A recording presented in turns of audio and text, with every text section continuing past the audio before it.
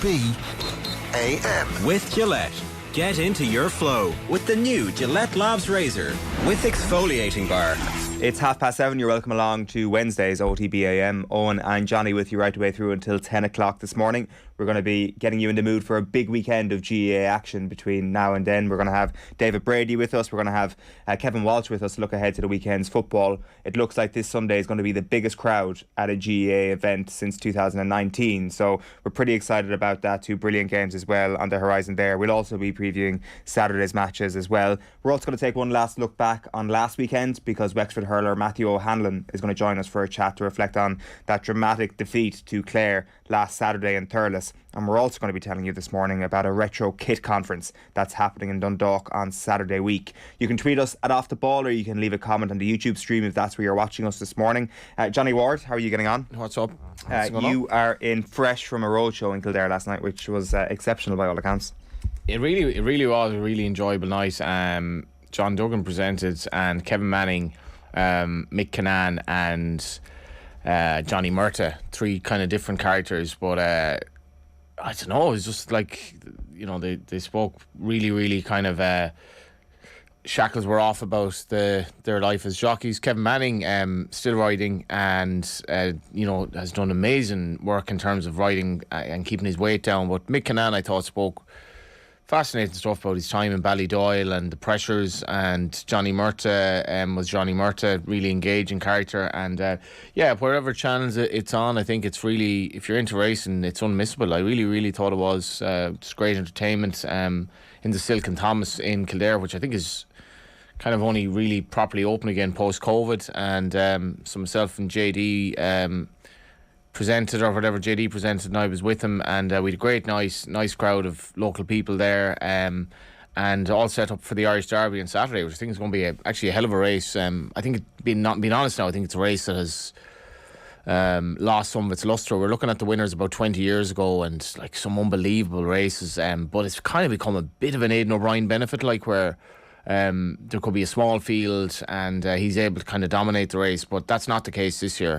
He's a great record in the race, but he had to supplement a horse this year to try to win it, and I think it's, you know, we've an English rider coming over who's ridden by Colin Keane, which is controversial because his regular jockey Rob Hornby's been kind of jocked off basically, and Colin Keane is riding ostensibly because of his local knowledge of the Curragh, but he would have had very few Derby rides, Colin Keane, so it's going to be an intriguing race, and the Curragh is in an interesting place at the moment because it's, you know, 90 to 100 million or whatever was spent in its redevelopment, but it's had issues, and it has a real problem in getting people back to the racetrack. And I've made the point before, I think it's a scandal that the railway station that was there for race days is gone anymore, because it meant, like, say you're not really interested in racing, but if you want to go to the Curragh for like Derby Day, which is a great day out, you could get the train from Galway, Cork, Limerick or Dublin. It's all on that line, and they got rid of the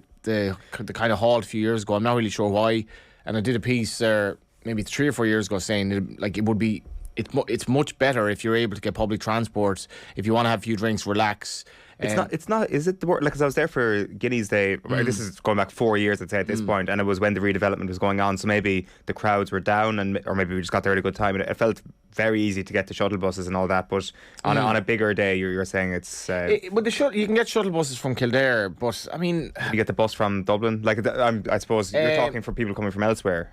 Well, like the Irish rail system is such that basically almost the entire country goes through Kildare. Like, so that was, you know, that we have an amazing rail network, which is like one of the first in the world. But Kildare is a real hub.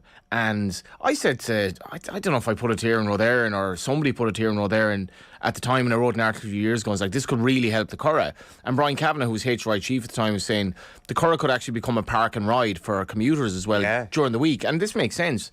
And Eoin Rotherin came back and said it would cost 2 million. Right. And I was just like, sorry, 2 million to literally, it's on the line, like literally just put a train station there. And if it were 2 million 4 years ago, it's probably about 12 million now with Irish prices. So it's like, so in China, like they just, in COVID, they just build a hospital in 2 weeks because they need to. And you're saying it would cost 2 million to literally stop the train there with signals. And I'm sure there are people who are involved in the rail and saying, oh, it actually would.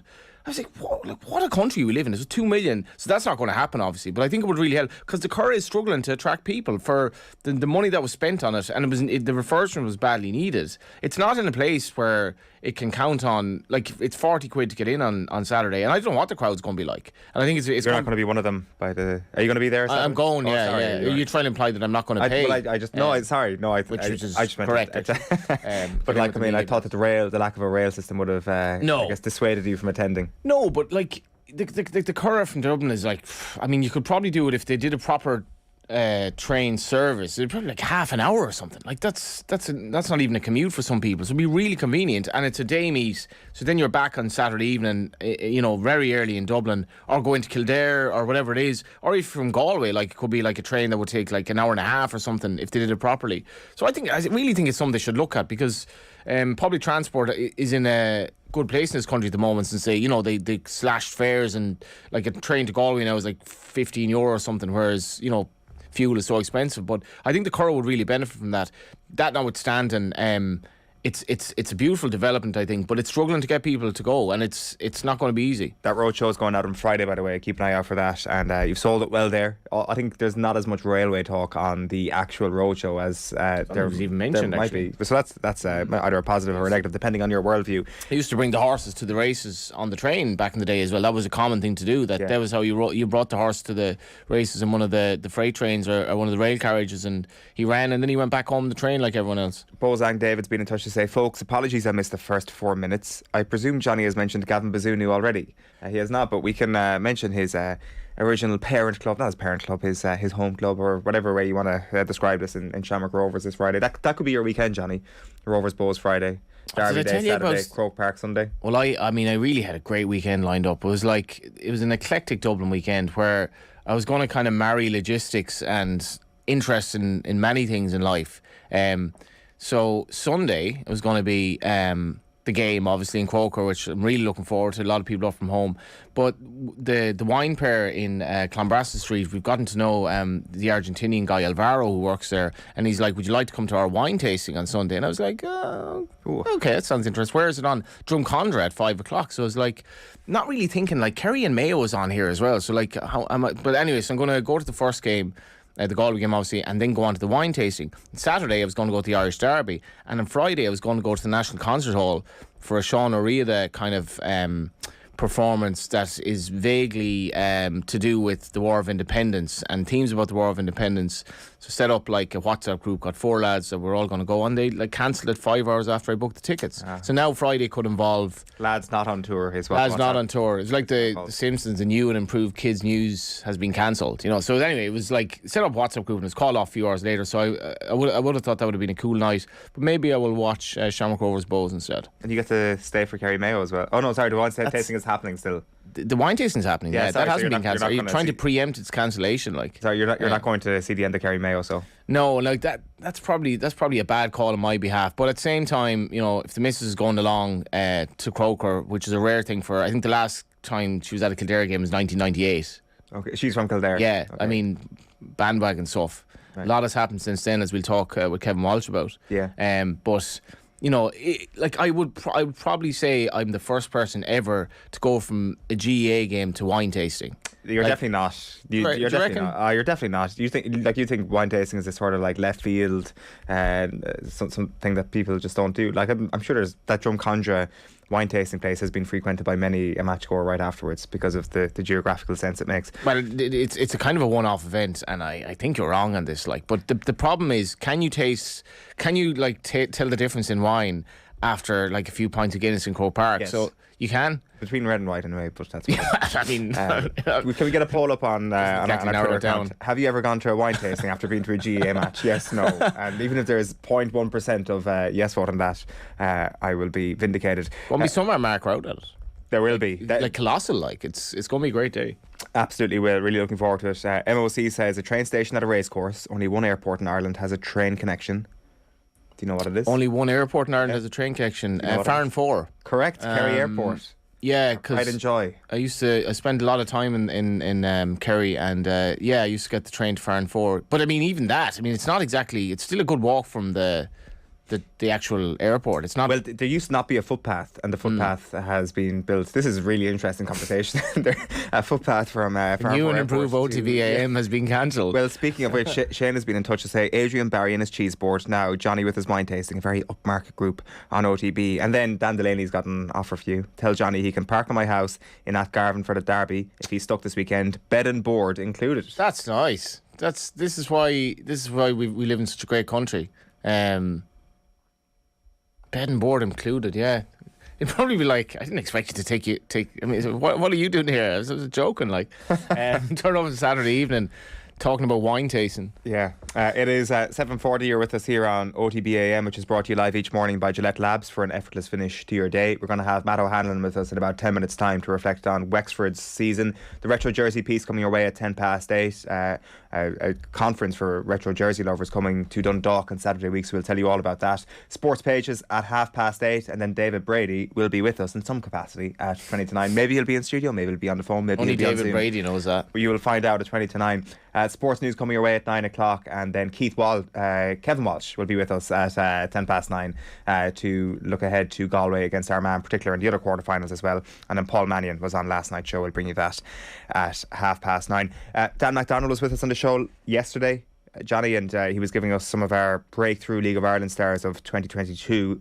These are basically players that have been born this century. He went for Andy Lyons of Shamrock Rovers, Nathan Shepherd of Dundalk, Sam Curtis of St Pat's, Jack Moylan of Shells, and Brandon Kavanagh of Derry. Is that a sound list? It's a sound list, yeah. I went with fairly similar. I went with Sam Curtis, who has come into the St Pat's team, was at Shamrock Rovers, has been linked with Feyenoord, I think. Yeah. But I suppose the first time I saw him play was recently against Bows. But like for a 16-year-old, he honestly looks far older. He's great kind of presence about him. Looks a really good player, and I'm basing that again on seeing him play like a couple of times. But he looks very, very good.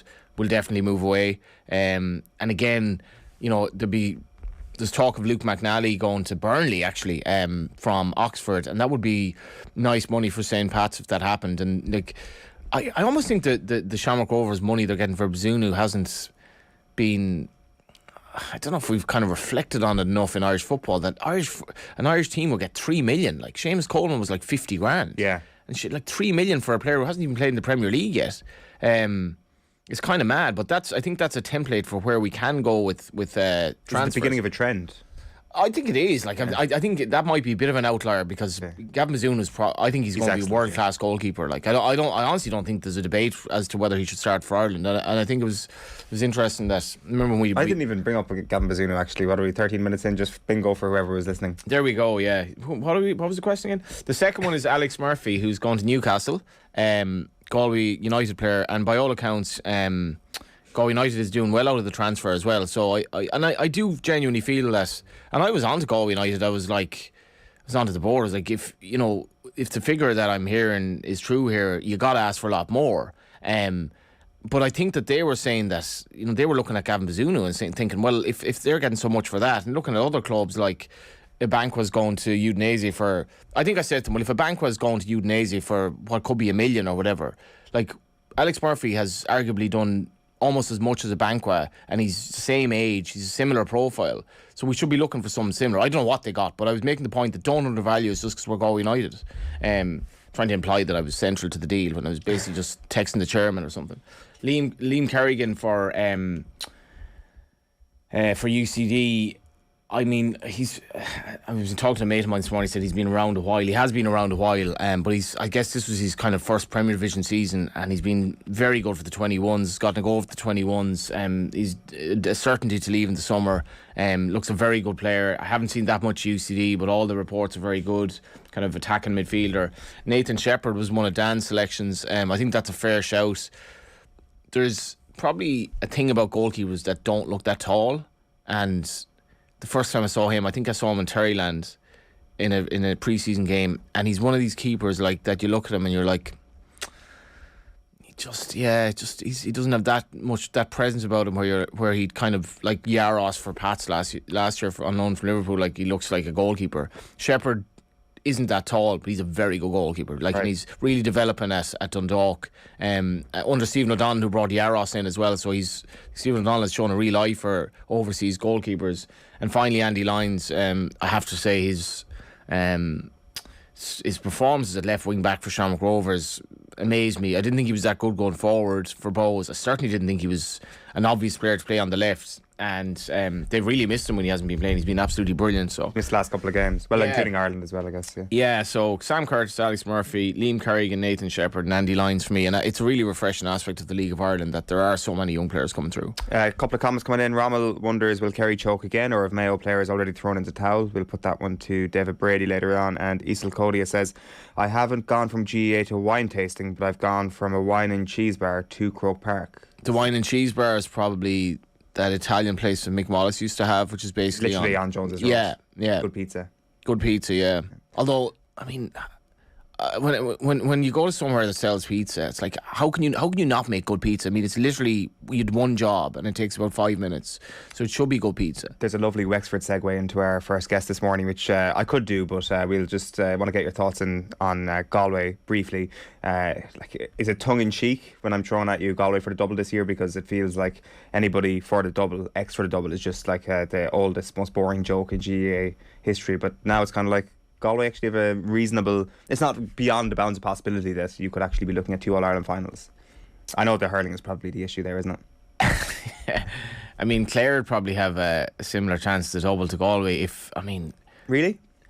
I'm obviously being facetious. Like, I have an article in the match programme actually Sunday, and I was saying it's the first time in years that Galway footballers have been shorter than the hurlers to win the All-Ireland. But like, the hurlers were 16-1 before Saturday, but like, there's nothing in their performances at all to suggest they can beat Limerick. Galway hurlers have far too many players that to me are just 6-7 out of 10 and could easily be taken off. I mean, they're forward. If Conor Whelan weren't playing against Limerick, I could easily see Limerick winning by about 10 points. So Galway, but he will be playing. He will be playing. Class. He will, and in fairness, they somehow beat Kilkenny more or less without him in Salt Hill, and that would give me a lot of hope. But they don't. I don't know. It's probably early in the development of the team under Shefflin, but the hurlers, there's no way they can beat Limerick. But on the football side, you got to be thinking All-Ireland final. The footballers have a chance, definitely. Yeah. I mean, I still wonder, will they be quite good enough defensively against very good teams? And we'll see on Sunday. Fascinating interview with Kevin Wallace. We've been talking to a few people about his reign, and there's a lot of questions for him in terms of the development of football at a time when football was changing drastically, completely anathema to the Galway DNA, I think. And I think that's something that Kevin struggled with a bit, because he was like, this wasn't in his DNA and Galway had to become defensive, but they've evolved and they've very, very good forward. So I think the footballers have a chance. The hurlers, I can't see them beating Limerick. Yeah, we're going to have Kevin Walsh on the show a little bit later on. If you're just joining us, David Brady as well will be with us to look ahead to this weekend's action in Croke Park. But we are, for the time being, going to turn back to last weekend's All-Ireland hurling quarter-finals in Thurles, and we saw probably one of the best halves of hurling of the season in the second half between Clare and Wexford. Matt O'Hanlon has once again been one of the stars of the season for the Wexford hurlers, and I'm delighted to say he's with us now. Matt, you're very welcome back to the show. Really appreciate you taking the time to join us. How are you keeping, first of all? Thanks, Eoin. Thanks for welcoming me on. Keeping well, considering. I'm hearing you describe the best second half of the championship. It's always not nice being on the losing end of it. But disappointed to lose out last weekend. But overall, an enjoyable season from a Wexford perspective. From a personal standpoint, just disappointed not to be looking forward to an All-Ireland semi-final. Yeah, I presume that drama bit, that the sort of excitement bit from a neutral perspective, is something that creates more ecstasy for the winner, and for the loser just makes it all the harder to take, just being on the end of something that generally was this very, very unpredictable thing, that this roller coaster that went right to the death. Yeah, for sure. And that's the nature of hurling, as we've seen in numerous games, that a lead can never be big enough, and when a team gets a run in you and grabs momentum at the right time, it's very difficult to stem that flow. And Clare grabbed that momentum at the right time for them, and we weren't able to stop it, and weren't able to close the game out, which is disappointing from our perspective. But I mean, we have to learn from it really, because we'll be in those situations again, and learn how to close the game out. But credit to Clare, they stuck in the fight, and they got the rub of the green towards the end of the game as well, which allowed them to see it out. So there'll be a match for anyone now in the remainder of the championship. Can I just get a picture of what the last few days are like for you? Like, I mean, I presume there is this, I'm not sure, is it a temptation to kind of wallow in the defeat quite a lot? Like, we're 4 days out now at this point. How do you deal with it to ensure that, that cliche about not letting the low moments allow you to get too low? How do you ensure that actually happens in the aftermath of a defeat like that? Yeah, well, I'd always say when you're involved in the panel, and especially our panel, you win together and you lose together, and ultimately after the game we're all feeling the very same way. Very disappointed that we didn't win, but at the same time, proud of ourselves that we put on a performance and put ourselves in a winning position. So yeah, the ultimate aftermath of the game, it's surrounded by the players and the backroom and the management that have worked so hard this year, enjoying each other's company, reminiscing on the year, the highs and the lows, and ultimately looking forward to 2023 and trying to put some of those wrongs to right, and developing on the good work that we've done this year. And I suppose now looking forward, it's back to routine, back to work. Life goes on. Club championship in Wexford starts next week, so we don't have too long to rest on our laurels before we put back on our club hats and go have a crack off each other next week. It was nearly the perfect hour as well, Matthew, wasn't it? Like, just like probably 5 or 6 points up. I think you did a nice possession in defence, which lost the ball, and Clare got a point out of it, and kind of the rally started from there. But like, with 10 minutes to go, you must have been really believing he could do this. Yeah, 100%. We're in a winning position. It was kind of point for point for a long spells. Clare were getting a little bit closer to us, but we were still keeping them at arm's length. But I think, we had a couple of key injuries. Shane Reck went off, Damien Reck went off as well. Guys that have been playing extremely well and keeping some of their key players relatively quiet. So that had a bearing on it. And look, we had a couple of wides, a couple of missed frees. Potentially, the penalty obviously was a big thing too. And then were you sour about that? Because like that did look. I mean, that looked very, very harsh, and like that's exactly why that cynicism shouldn't be rewarded, I suppose. Yeah, I suppose, to be honest, I was at the other end of the pitch, so I couldn't really see the detail of exactly what happened, but I've since seen replays and stuff. And, I don't feel too aggrieved because, if I was on the other end and Tony Kelly or Shane O'Donnell were bearing down on goals, I'd be looking to do the same thing, But at the same time, I think referees and column lines, they probably need a little bit more help there, really. There's officials there, there's linesmen, and there's umpires, and the benefit of TV as well. I think they need more support in an instance like that for such a big call, because at that point in time, should we have received the penalty and scored it, you'd be expecting us to close it out, and that may have been the end of the game. And you just want fair decisions on both sides, but I don't think I think there's an awful lot of pressure on one man to make that decision in real time. So, well, actually, it's hard for me to say should or shouldn't be. Yeah, it was. What would you do? Because, like, I think I think criticism of referees in hurling in particular is absolutely mad, because like you're talking about a ball moving at that speed and the amount of work they have to do. Like, are you talking about a type of like a VAR situation for something like that, or just more individuals making the calls? I think before we get to VAR, it's really giving more power to officials that have seen it. Umpires are looking at it, linesmen look on as well. I think that's the first step, because I'm always hesitant, where does it stop at VAR then, and what instances could be used, you know what I mean? And then how long is a piece of thread, because there's several instances that if you analysed in slow motion with TV that look horrendous, where in real time they're nothing incidents. Nothing happens in slow motion, like. Yeah. But like, you don't want that to slow the game down. You don't want that to take away from it. But ultimately, it comes back to the big decisions in the match being gotten right, and no one feeling aggrieved. So whatever the best way is to do that. But I do definitely agree referees need more support. What that looks like, I'm less clear. Like, the specifics of that rule means that you can give the penalty and the black card if you're 25 metres away from the sideline, and at this point is made multiple times over the last little while that there is no line that indicates that you're 25 metres away. So the referees are automatically guessing when it comes to that. As you say, then you've got like a situation where one of his umpires in that situation 9 times out of 10 will have a better view than the referee of what's going on. More powers to the other officials, an actual line where this thing should be defined. Like, there are 2 pretty easy steps you'd have thought that could be implemented before next season. Yeah, potentially.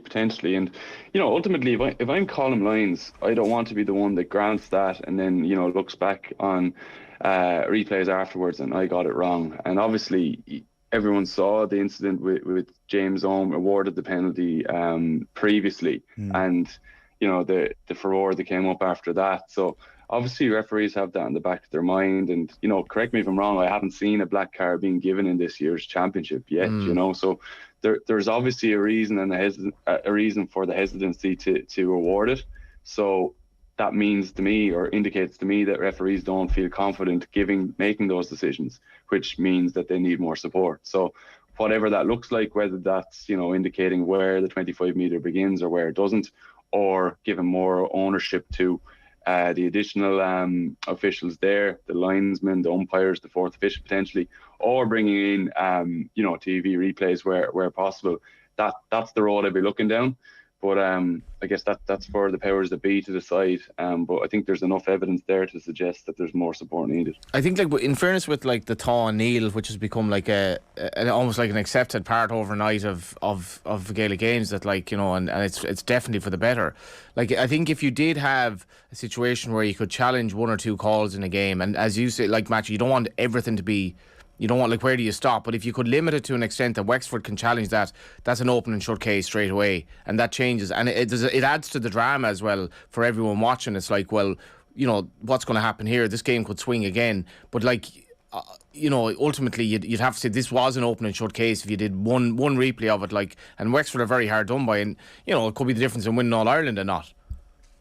Yeah, and you see it in other sports. I think NFL and the NBA have the opportunity for managers to challenge calls. So yeah, that's another way of looking at it. But yeah, like, as I come back to, ultimately you want the decisions gotten right at the key moments of the championship. And as you get further into the championship, the level of tension gets up and the pressure increases, and that piles onto referees too. So we need to be able to enable them to make these calls correctly, because then, myself as a player and teams aren't feeling hard done by.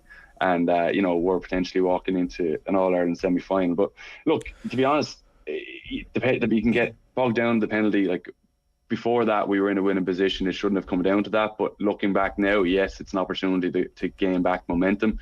And it's one that we'd be disappointed with. But, it is what it is. You're not gonna sit here going, we should be looking at an All-Ireland semi-final, because we had opportunities before that too. Yeah, could I just ask then, Matthew, there's the first hour of the game, as you say, a couple of the defenders go off at really key moments. So if you take the first 57 minutes of the game in particular, does that suggest to you that the game plan that you had for Clare worked? Yeah, well, we had obviously prepared very well for Clare, and we're very familiar with them over the last few years, and we know who their major players are that we need to try keep quieter if possible. And then you probably would have seen this year with Wexford how we've developed our game to be more varied in terms of where we work the ball out, but also have a more direct approach. And we've got really, really good ball winners in Conor MacDonald and Lee Chin and Rory O'Connor up front, that we want to get as much ball as possible to cause damage. And in the first half especially, I think we did that. Obviously the early goals settled us, and then Clare had a quiet start with a few missed frees and missed opportunities, but the game kind of settled into an ebb and flow then. And early second half, obviously the 2 goals and getting 7 or 8 points up, we were probably in a position where we want to be with 10 minutes to go rather than 25 minutes to go. But Clare were always going to have their purple patch. Good teams, you can't keep them out of the game for 70 minutes. And you saw that in terms of how Shane O'Donnell and Tony Kelly came into it in the last 10 minutes. Their big players managed to get on possession and get key scores. And, when we wanted to push, the bodies, obviously we fresh legs in, but it takes a while for subs to sometimes make an impact. And, ultimately, mistakes happen, and the goal was really the nail in the coffin for us. And even at that, with the 6 minutes additional time, we were trying to claw back, but Clare saw it out. So, yeah, I think tactically, I thought we were where we needed to be. I just think we, the last 10, 15 minutes, you look back with regrets on how we could have slowed the game down and potentially killed it a bit quicker and slowed Clare's momentum when they got on top. That'd be the bit that I'd be looking to improve on next year. How would you compare the two provinces? It's kind of a bit like when the Irish Horse go over to Cheltenham. Like, how do you compare the two countries? Because Leinster, the Leinster final before the Munster final looked like two different sports really this year. I was at the Leinster final and I just thought the standard was fairly inferior to what followed. But then you see Wexford really push Clare very close, and you were obviously you were fairly closely matched with Galway and Kilkenny and Leinster in the championship this year in results and the way he played. Do you feel that Munster is that bit stronger match, or would you give sort of Galway and Kilkenny a chance? Yeah, so I think they're obviously two different styles of hurling. You look at Munster every year and, it's 35 points versus 34, or 33 versus 32. So it's very high score and free flowing hurling. And, that's the style there. Wexford is probably a little bit more defensive. And sometimes that can look like a lower quality from a neutral's perspective. But I think you see the clashes then when the likes of us play Clare and Galway play Cork, and in that how we match up. So I think if you're looking forward to the semi-finals, Clare Limerick obviously look like the two standout teams from the Munster final and within the Munster Championship. But I would definitely be giving Kilkenny and Galway a big shout as well, because they can raise their game, and we've seen that previously in All-Ireland semi-finals. And in a one-off game with an All-Ireland final on the line, you'd be hoping that each team is going to absolutely empty it. Kilkenny, obviously everyone would have written them off going into a Leinster final, and they still managed to find enough to get over Galway. I think that they'll probably go in as underdogs versus Clare, given that Clare will expect not to be expect to be at a higher standard than they were in the first half against us, because obviously we've given them a rattle and that would be a scare for them. But I think Kilkenny will be right there. Limerick look like the team to beat. Clare, through everything in the kitchen sink, got them, and they still managed to persevere and get over the line. I think Galway will be under pressure. But in saying that, Henry Sepplin will have those guys well up for it, and they've got big game players there in the likes of Conor Whelan and Pádraig Mannion and Cathal Mannion, that if they get a run and can take Limerick by surprise, I can see them right in that too. So yeah, I anticipate two tight semi-finals. I'm not going to say Limerick and Clare are going to be an All-Ireland final, because you can be sure that Galway and Kilkenny will have that up in their dressing room when we're playing them next year. I think you can read into that as you will anyway. But I do give them a big shout. I won't be one bit surprised if I see Leinster teams getting over Limerick Clare in an All-Ireland final too. The style of play thing is really interesting that you mentioned there, and it felt from the outside looking in that Dara Egan came in this year, didn't try to overhaul your style, didn't try and try and take you in a whole new direction, but it felt he moved you in a slightly new direction, as if it was like he took Davy's ideas and just sort of built on them this year. Is that what the reality was? Does this feel like this year was kind of like a staging post towards a new direction, or did this year kind of feel like close to the finished product on a tactical level? No, I definitely think that we've made strides, and yeah, credit to Dara. To be fair, he's come in and he's built on all the good work that Davy's done for us. Davy's been there for 5 years, and we've developed a lot under him. But for us, it's really about trying to add layers to our game. And I think Dara's, he's identified what we're good at. We're good at running the ball out. We're good off the shoulder, but he's added that more direct style as well that we can play too, which, proved beneficial against Clare and some other teams this year too. So I do think that tactically and our style of play has developed to play more to our strengths, and we're able to mix and match it depending on what way we play the opposition. But yeah, I have to say Dara was a breath of fresh air coming in.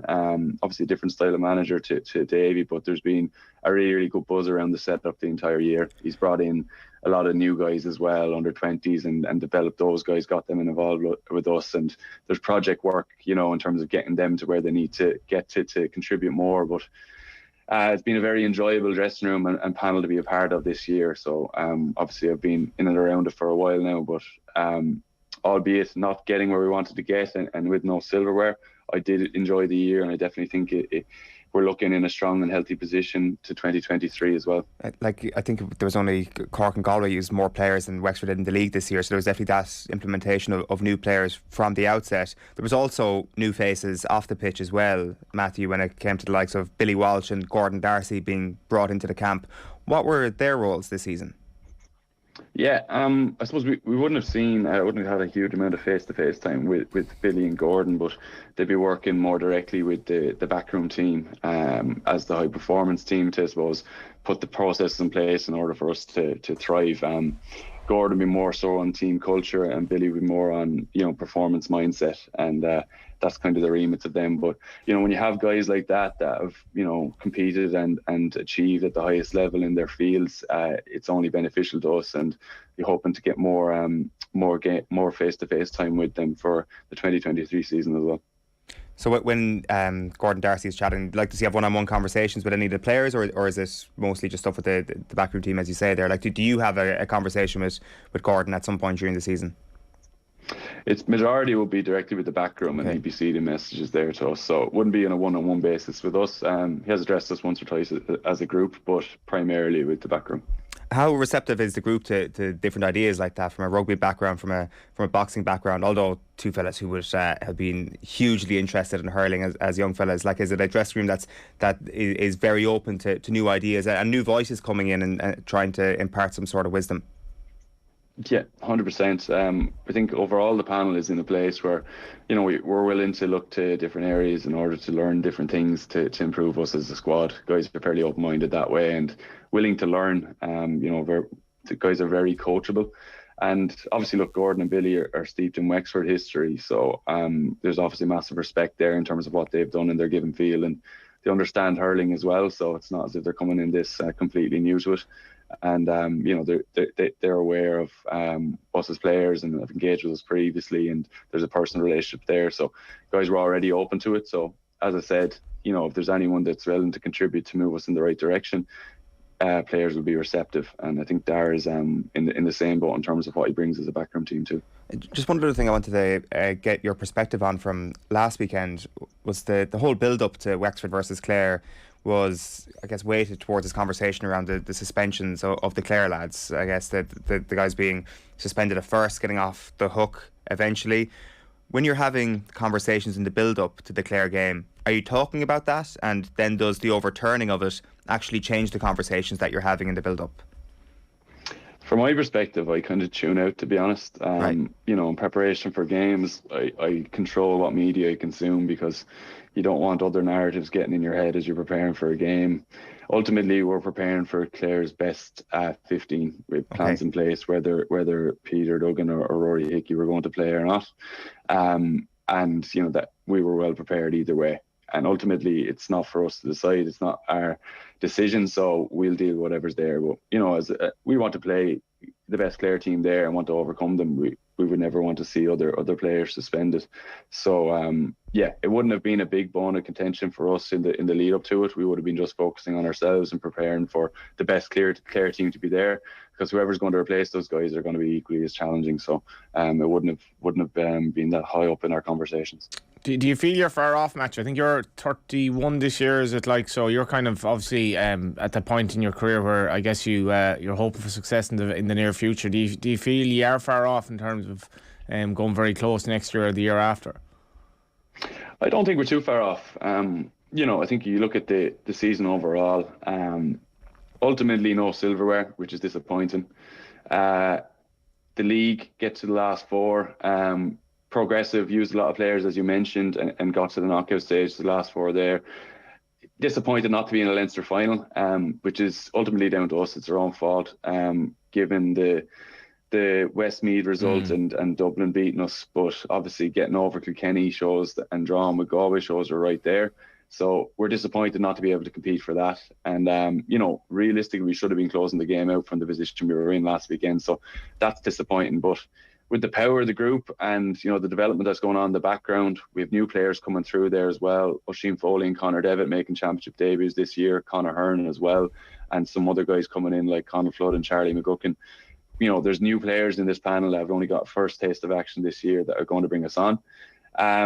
But yeah, I don't think we're too far off. And look, yeah, you mentioned I'm 30, 31, but as I said, it's one of the more enjoyable years I've had. And I think there's a lot of guys around my age within our squad that feel similar. So I think we're well positioned to give it another rattle next year. And, teams ebb and flow. They get better, and some guys will go away. So we'll have to see what way it lands in 2023. But I don't think we're too far off, being honest. What were those few days like after the Westmeath result, actually, Matthew? Because I know I've very sensitively try and tune out all sorts of social media and media during the season, but I would imagine it wasn't.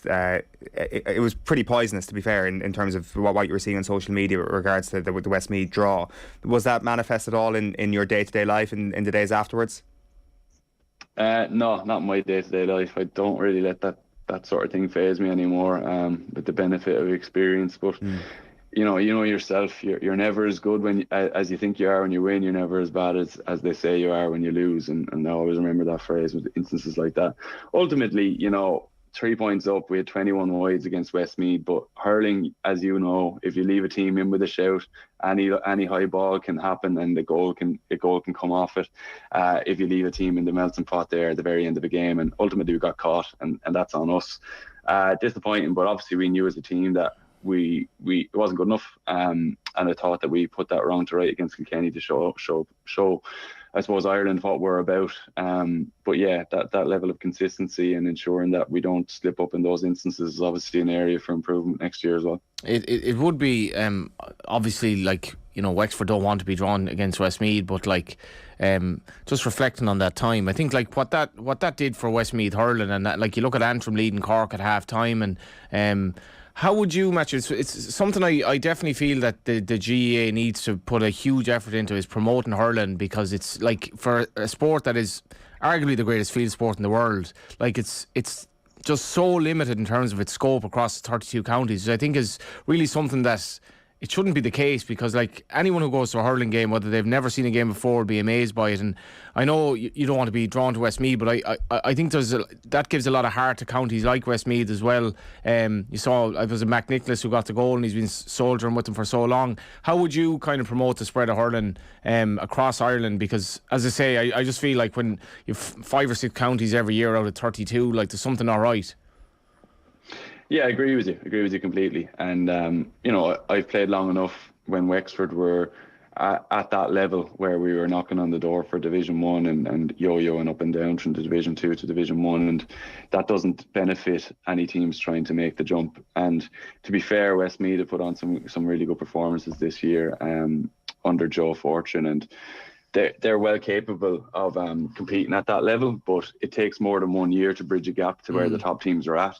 So I think in previous years, you find that in Leinster specifically, the bottom team gets relegated, new team comes up next year, they go down, and a new team comes back up, and that's not serving any purpose to the longer term development of hurling in those counties. And if you're a player within that instance, you're asking yourself, what's the point? So, I think we need to create more opportunities for longer term sustainable development for these counties, to bring them to a level where they can compete with the top teams. It's going to take time, and there needs to be an acknowledgement that it's not a 1 or 2 year fix, but the betterment of hurling is the priority here. So instances where, the likes of Kerry enter a Munster Championship, you expand the provincials to incorporate an Offaly, a Westmeath and Antrim, to allow these teams more games against the highest level opposition, which will ultimately bring them on. And is that the key?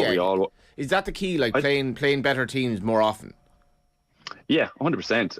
I think that's the only way to develop themselves, because how do you know where you're at if you're not testing yourself consistently? And if you're a player within those teams, knowing that you're going to be coming up against Division 1 opposition consistently, you understand you have to raise your standards, and that leads to development and learning, and coaches in those instances as well. It comes back to that. Highest level coaches will want to be coaching at the top level. With more opportunities to do that means the level of coaching can increase, and then that filters back into the underage development, where players within those squads know that they've got a chance to play against the top players in the game, and that's more aspirational for them. And ultimately, it's where we want all hurling to go. Like, you want the future of hurling to be, as you said, more widespread throughout the country rather than in the pockets it currently is. So I think that there's work there still to be done. Yeah, it's really interesting because, like, obviously you played Kerry as well as Westmeath this year. It wasn't a complete hammering for Kerry that afternoon in Tralee. So there is a sense that maybe the gap is closing between the elite few counties and the chasing pack. It's just about how you capitalise on that. And it sounds, Matty, that you wouldn't be overly against the idea of maybe expanding to provincials just a little bit, even though it might take from the week in, week out nature of the chaotic elitism that we've seen over the last couple of years, which has given us brilliant games. Like that Westmeath, like that was one of the highlights of Championship for so many people. It's true, and it wasn't on television, it wasn't live on TV because nobody really expected it. That we are very focused on the heavyweight clashes, which are great, but it sounds like that you would be in favour of giving this thing a chance to give more underdogs an opportunity to play the top teams in the Championship. Yeah, I would be in favour of it. I think more opportunities to the developing teams can only be beneficial for hurling in the longer term, for sure. So I don't know what that looks like or what that means structure-wise, but I think if you ask most players, they would like to see the game expanded. And it's probably bodes well for sustainability of the game in the future as well. So, as I said, there's more work to be done there, I think. Just one last thing before we let you go. How are you feeling about the split season in general, Matthew? Is it something that you're looking forward to? Is it good to be finished up early in the year, or how do you think this thing will go? It's definitely not good to be finished up early in the year from the start. I obviously want to extend the intercounty team season as long as I could, but to be honest, the split season, this is the first full year of it. So I think there's obviously the first instance for people when they're looking at it going, God, it's very early for intercounty to be finished, but this is the plan, and I think with any change, people are a bit sceptical about it. But for me, the busy nature, the games coming thick and fast are absolutely brilliant. You're not getting flogged in midweek. There's obviously the block of pre-season at the start of the year, but then it's game in, game out, and as players, that's what you want. And I think it kind of contributed to why I felt it was such an enjoyable year. And if you ask most players, they're probably in the same boat in terms of they want to be playing more matches and training less, and that was an ask from players previously. So from that perspective, really, really positive, really, really enjoyable. And I think from a club perspective, if I put my club hat on, my team that I'm going back to play with now, they knew that they're going to be playing around end of June, July, potentially end of July. So that gives them a window opportunity where they know they need to be ready for. So they can go on holidays before that. They can do whatever they want to do while the intercounty season is on, rather than having to prepare for a couple of games in April, then a couple of months off and then prepare for another few games. So I think it'll be more sustainable and enjoyable for both sets, intercounty and club players moving forward. So with any change, it takes a bit of a bedding in period, but so far so good from my perspective. Are you back out with the club this weekend?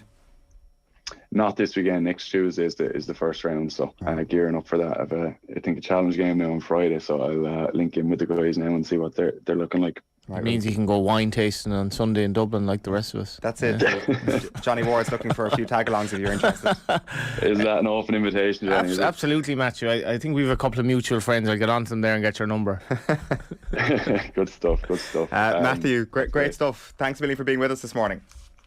Thanks for having me, guys, and speak to you soon. Cheers. That's Matthew O'Hanlon of the Wexford Hurlers on the line. It is 8:18. You're with us here on OTB AM, which is brought to you live each morning by Gillette Labs for an effortless finish to your day. We're chatting to Paul Behan next. He is in charge of this massive conference that's coming to Dundalk on Saturday week with regards to retro football jerseys. So if retro football jerseys is your thing, you want to hang along for this chat. During the ad break, you're going to hear a clip from episode 23 of the Football Pod as Paddy, James and Tommy look ahead to the quarterfinals in football. And the Football Pod is in partnership with AIB, proud sponsors of the GEA Senior Football Championship. You can check out the hashtag the toughest for more. See you back after these. OTB AM. This is OTB Sports Radio. Have you subscribed to the OTB Football Podcast? If you had to pick a greatest British footballer of all time, or even since Bobby Charlton, would you go along the Gareth Bale lines or have another pick? I think Kenny Dalglish should be pretty upset by that. If you want to say, is he the greatest since Dalglish? There's an argument for it. He won, 3 European Cups with him. His link up with Rush was, but Rush has got an argument there as well. Rush was I think we don't realise now how good Rush was. Subscribe now to the OTB Football Podcast stream wherever you get your podcasts and download the OTB Sports app. One matchup gone wrong, yeah, for 20 minutes can cost you the All-Ireland series. 5 or 6 points.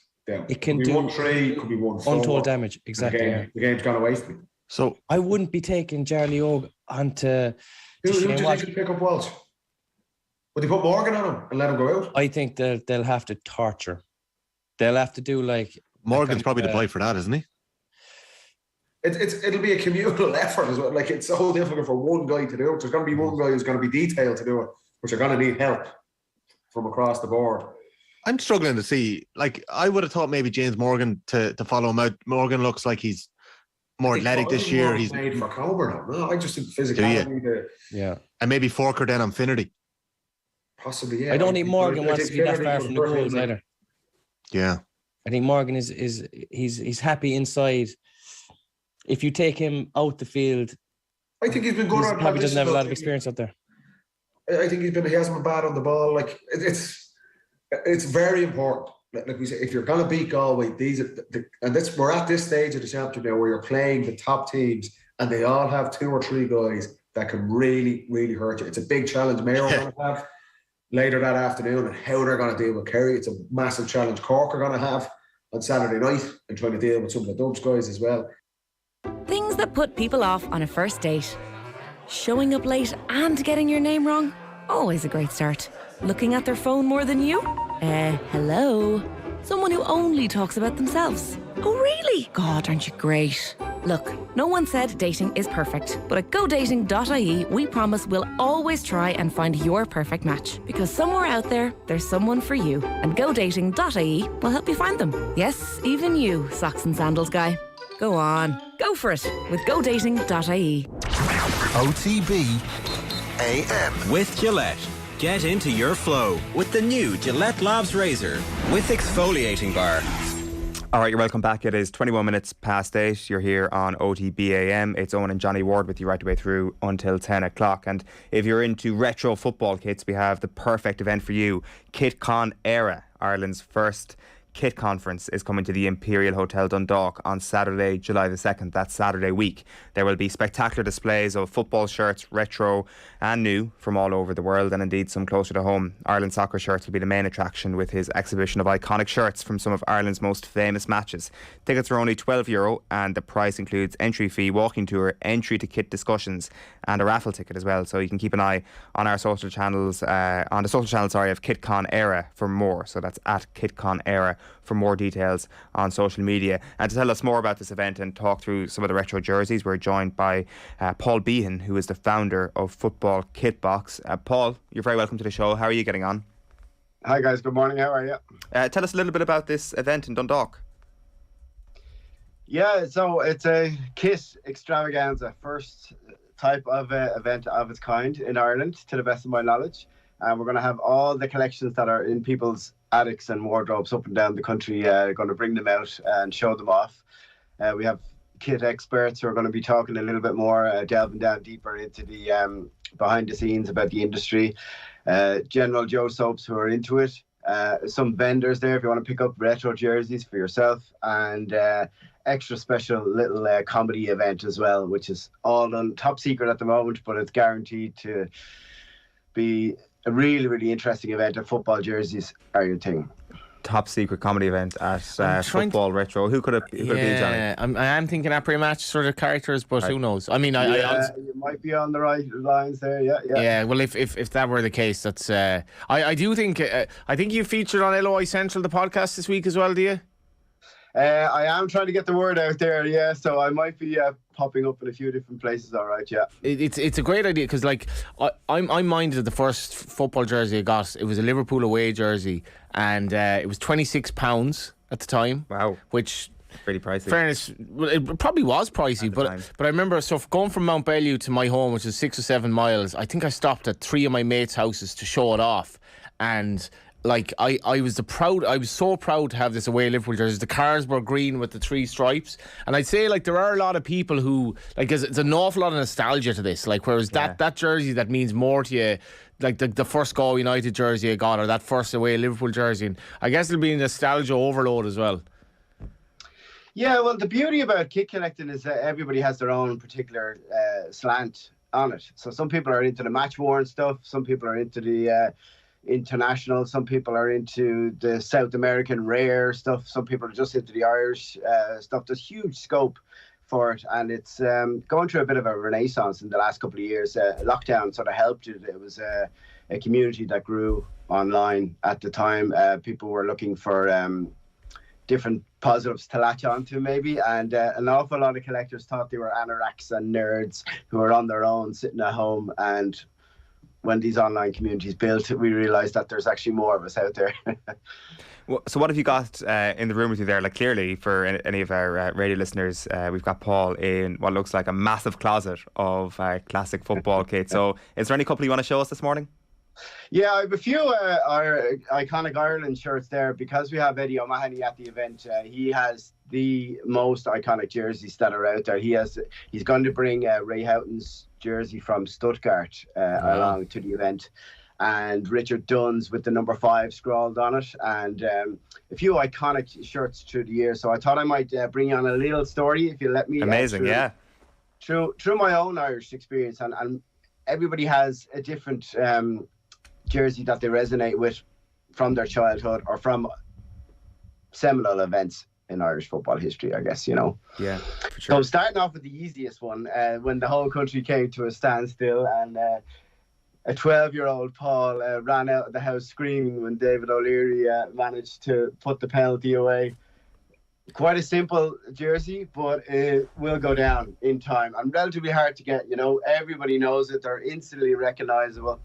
Lovely little chevrons, shiny chevrons in the jacquard all over it. A simple collar, and it's what it represents for most people. So it's probably most people's favourite Irish shirt. Can you still pick those up these days? Like, are they easy to get, or? Yeah, I mean, Paul's the man to ask, isn't he? That's who I just. Are they easy? Well, you were looking at me. I mean, you were looking at me. I was like, what? I don't know. I mean, we've got a lot of things in this closet here, so we have a lot of questions to ask. Yeah, you can still pick them up, but they are getting more and more pricey. But yeah, they are still available if you go looking for them. And there is a lot of counterfeit fakes out there as well, so be careful of that, And but no, they are available if that's something that you want to latch onto and you're in nostalgia. Some people will pay the money for it, and they hold their value, especially in the last few years. The price of retro football shirts has increased. It's better than Bitcoin now. Yeah, that's for sure. So what else have you got there, Paul? Yeah, well, then we jump forward to 93. Adidas equipment. This is a really popular one by collectors. This has the 3 Adidas stripes. So this would have been around the time, Paul, I got that Liverpool away jersey. It's almost exactly the same style. Did you have 3 stripes here? 3 stripes, but I think they were smaller, but I think it was so oversized on me, I don't even know the difference anymore. But it was those 3 stripes that was so niche at the time. So you're talking like early 90s. Yeah, that would have been in around 92 and 93. It was a kind of a turquoisey sort of a green, wasn't it? Yeah. Yeah. They're really popular, at the time. Because it was a bold move for Adidas, it was a whole new slant, after their iconic West Germany one. This was another way of Adidas sort of cementing their brand onto the jerseys. It was a really challenging campaign as well. I don't know how old or young your listeners are, but we had Spain, Denmark, Northern Ireland in the group. It was a tough group, and obviously we had to do the job in Windsor Park. We were wearing the away one of this, which is just the white with the green stripes. Okay. But not many people know that we finished on equal points, didn't we? It was an goal difference, so it was only goals scored that we actually pipped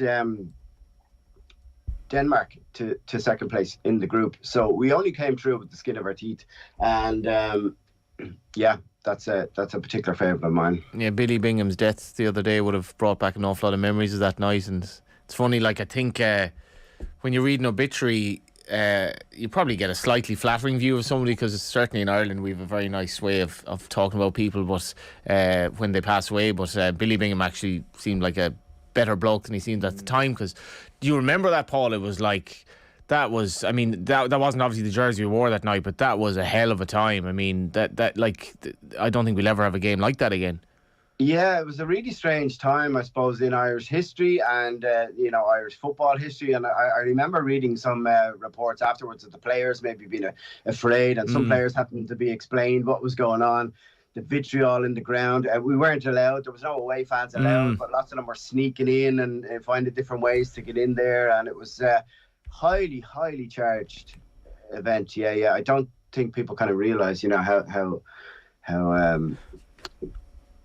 what it was like at the time, Yeah, absolutely. So that is the 1993 kit, and there's obviously an away version of that as well. What's next up, Paul? Are we going chronologically here through the years? Yeah, pretty well. Just to maybe seminal moments in Irish football history that people might resonate with. That's the whole idea of shirts. They mean different things for different people, I guess.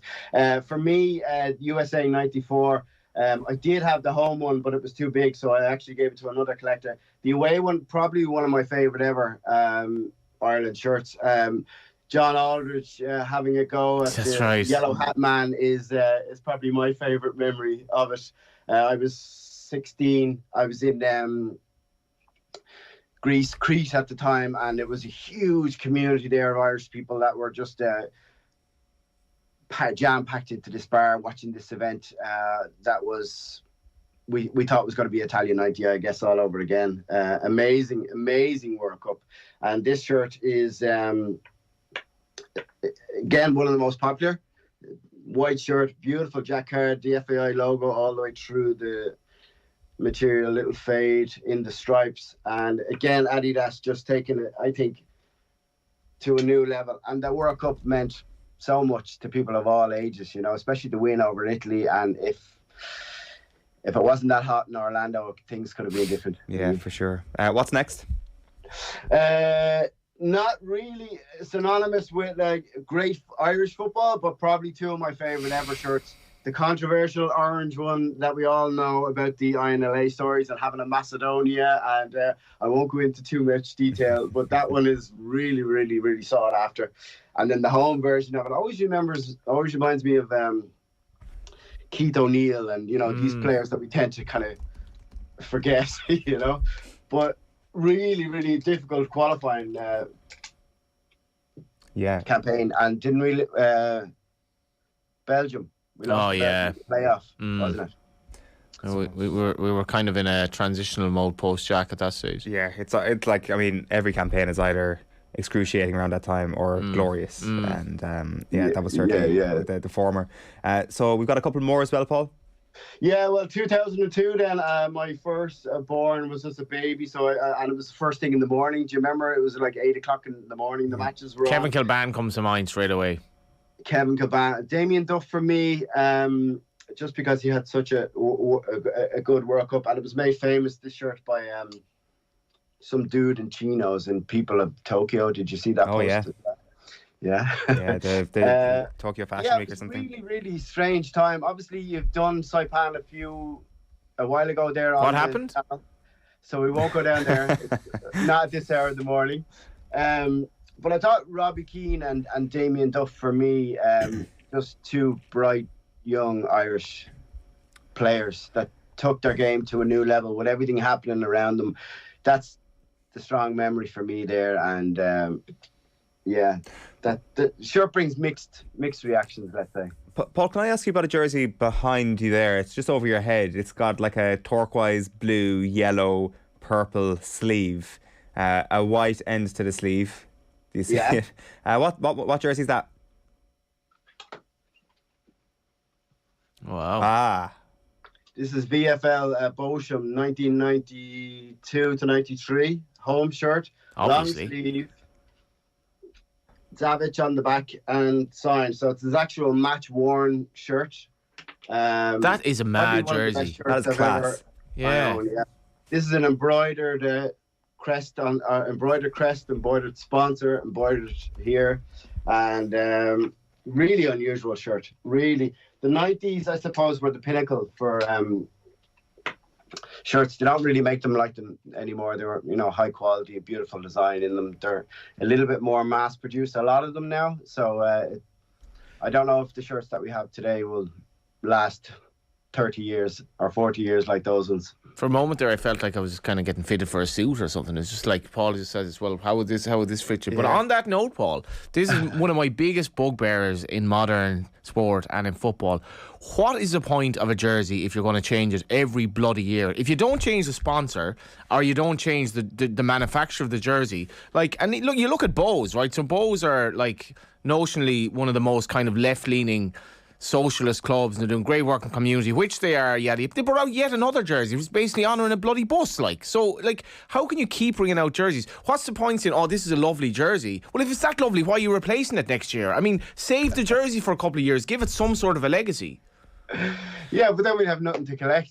We've loads to collect. I mean, what, like, I can't remember. Like, if you're a Liverpool fan, how many jerseys can you remember since the one I'm talking about? If they change it every year, can you, like, and it's not affordable either for a lot of people anymore. So it's like, what is the point of changing the jersey? Because then it doesn't have any sort of a legacy, I feel. Yeah, there is definitely a couple of different factions at the moment, and there is a lot of over-producing, certainly from clubs. And there was the case maybe 20 years ago in the Premier League where you had to keep shirts on a 2-year cycle. So there is clamours to bring that back as well, especially, to bring the cost down. But I suppose it's a cash cow for most of the clubs. For the League of Ireland clubs now, you can't really get jerseys from the last 20 or 30 years because they never really produced many of them. Whereas now Galway United's jersey this year has been their greatest ever selling home kit. Bose in the last few years are selling kits all over the world now. Shells now are starting to sell kits in China and Japan off the back of their new management appointment. So I guess there's, I don't know. I can see it from the consumer's point of view, but you don't have to buy them, I guess. There is a huge surge in the counterfeit market as well, which is kind of pulling against that because people are resentful maybe of paying high prices every year, and that's why there's been an upsurge in cheap reproductions coming from China as well. So there is a case of some of the bigger Premier League clubs might be shooting themselves in the foot. Well, it was pointed out to me yesterday. Johnny, sorry, that not every new kit has some of the proceeds going to charity. I mean, like, what is it? 10% of the Bose jerseys going to LGBT Ireland, and there's a funny story to this because they've been drawn against Finn Harps. Finn Harps were blue, right? So the Bose jersey is blue. So if they lose to Finn Harps, in theory, and I presume Finn Harps aren't going to change their jersey, they may never get to wear this jersey. But it was a point made to me yesterday by, admittedly, a non-Bose fan. He's like, if you're all about sustainability at Bose, which in theory they are, they have a climate officer, I think, and all that, how are you bringing out another football jersey? I mean, it just doesn't, there's no need whatsoever for this jersey. And fair enough, the 10%, but like, come on, I mean, 10%. And like, it I don't know. The Bob Marley thing was class. This to me is just it's a step too far. Okay, so that's the line. But is it a case that you don't like the style of it? Is that what impairs your judgment? I mean, the home jersey is probably one of the best. It's a gorgeous jersey. Yeah, but like, why do you need to bring out a one-off jersey that looks like a seat in Dublin bus with and the LGBT thing? Like, I don't know. Fair enough, but like, it's publicity. And it's capitalism as well, in my view. That's what it is. And Bose, they're in danger of going a step too far in this stuff. Yeah. But the broader point is, don't be bringing out a jersey every year. I really, really annoys me because, like, first of all, if it's that nice a jersey, why don't you honour it? Yeah, I think it's a class jersey, to be honest. Which the Dublin Bus. Yeah, it's each their own. Like, I don't have a strong opinion on it, but like, I mean, anyway, yeah.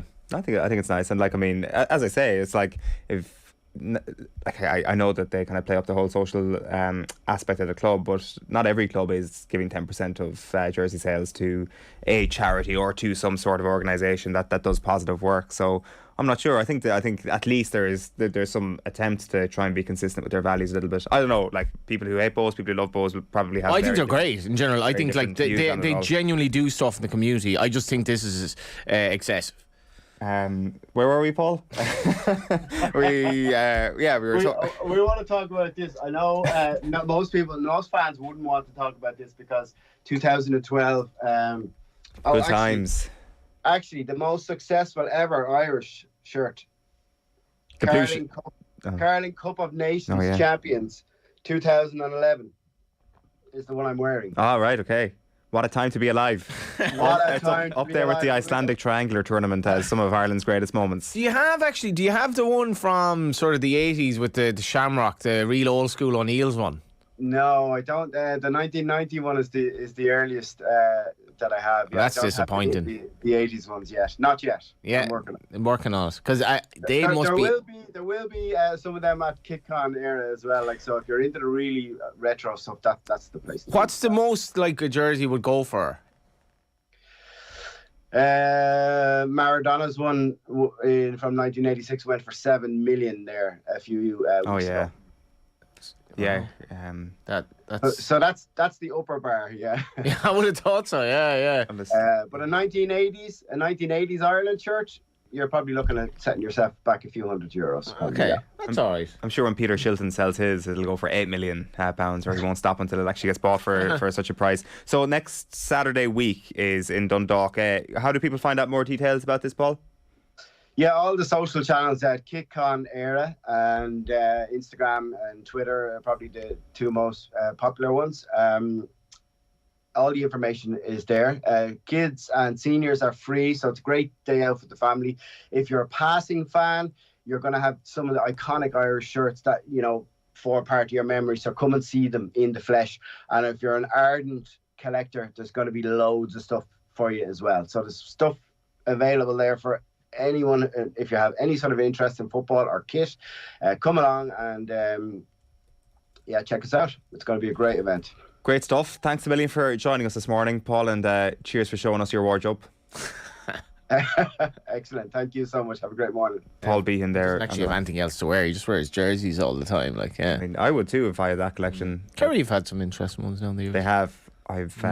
My whole life's purpose is to find that Adidas shirt from 1996. I think I know the one you're on about. Morris Fitzgerald would have worn it well. Yeah, it goes. One goes on sale online every couple of months for about 150 quid. Always XL.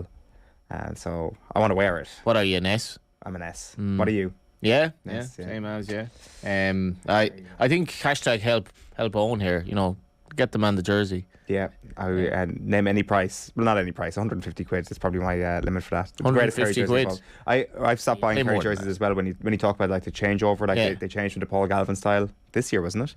And then they had one change since then as well, I think. So they've changed twice since what I think was their best modern kit idea. Is it not a fairly basic point though? If you bring out a really, really amazingly cool jersey, why are you changing it? Yeah. Like it's bonkers like this, and then it's like, check out this. You love this amazing new Bows jersey or whatever it is. Great, but why are you changing it then after 12 months? I mean, you've literally had it for one season, which could have been during COVID when people didn't even get the chance to bloody well wear it at a game.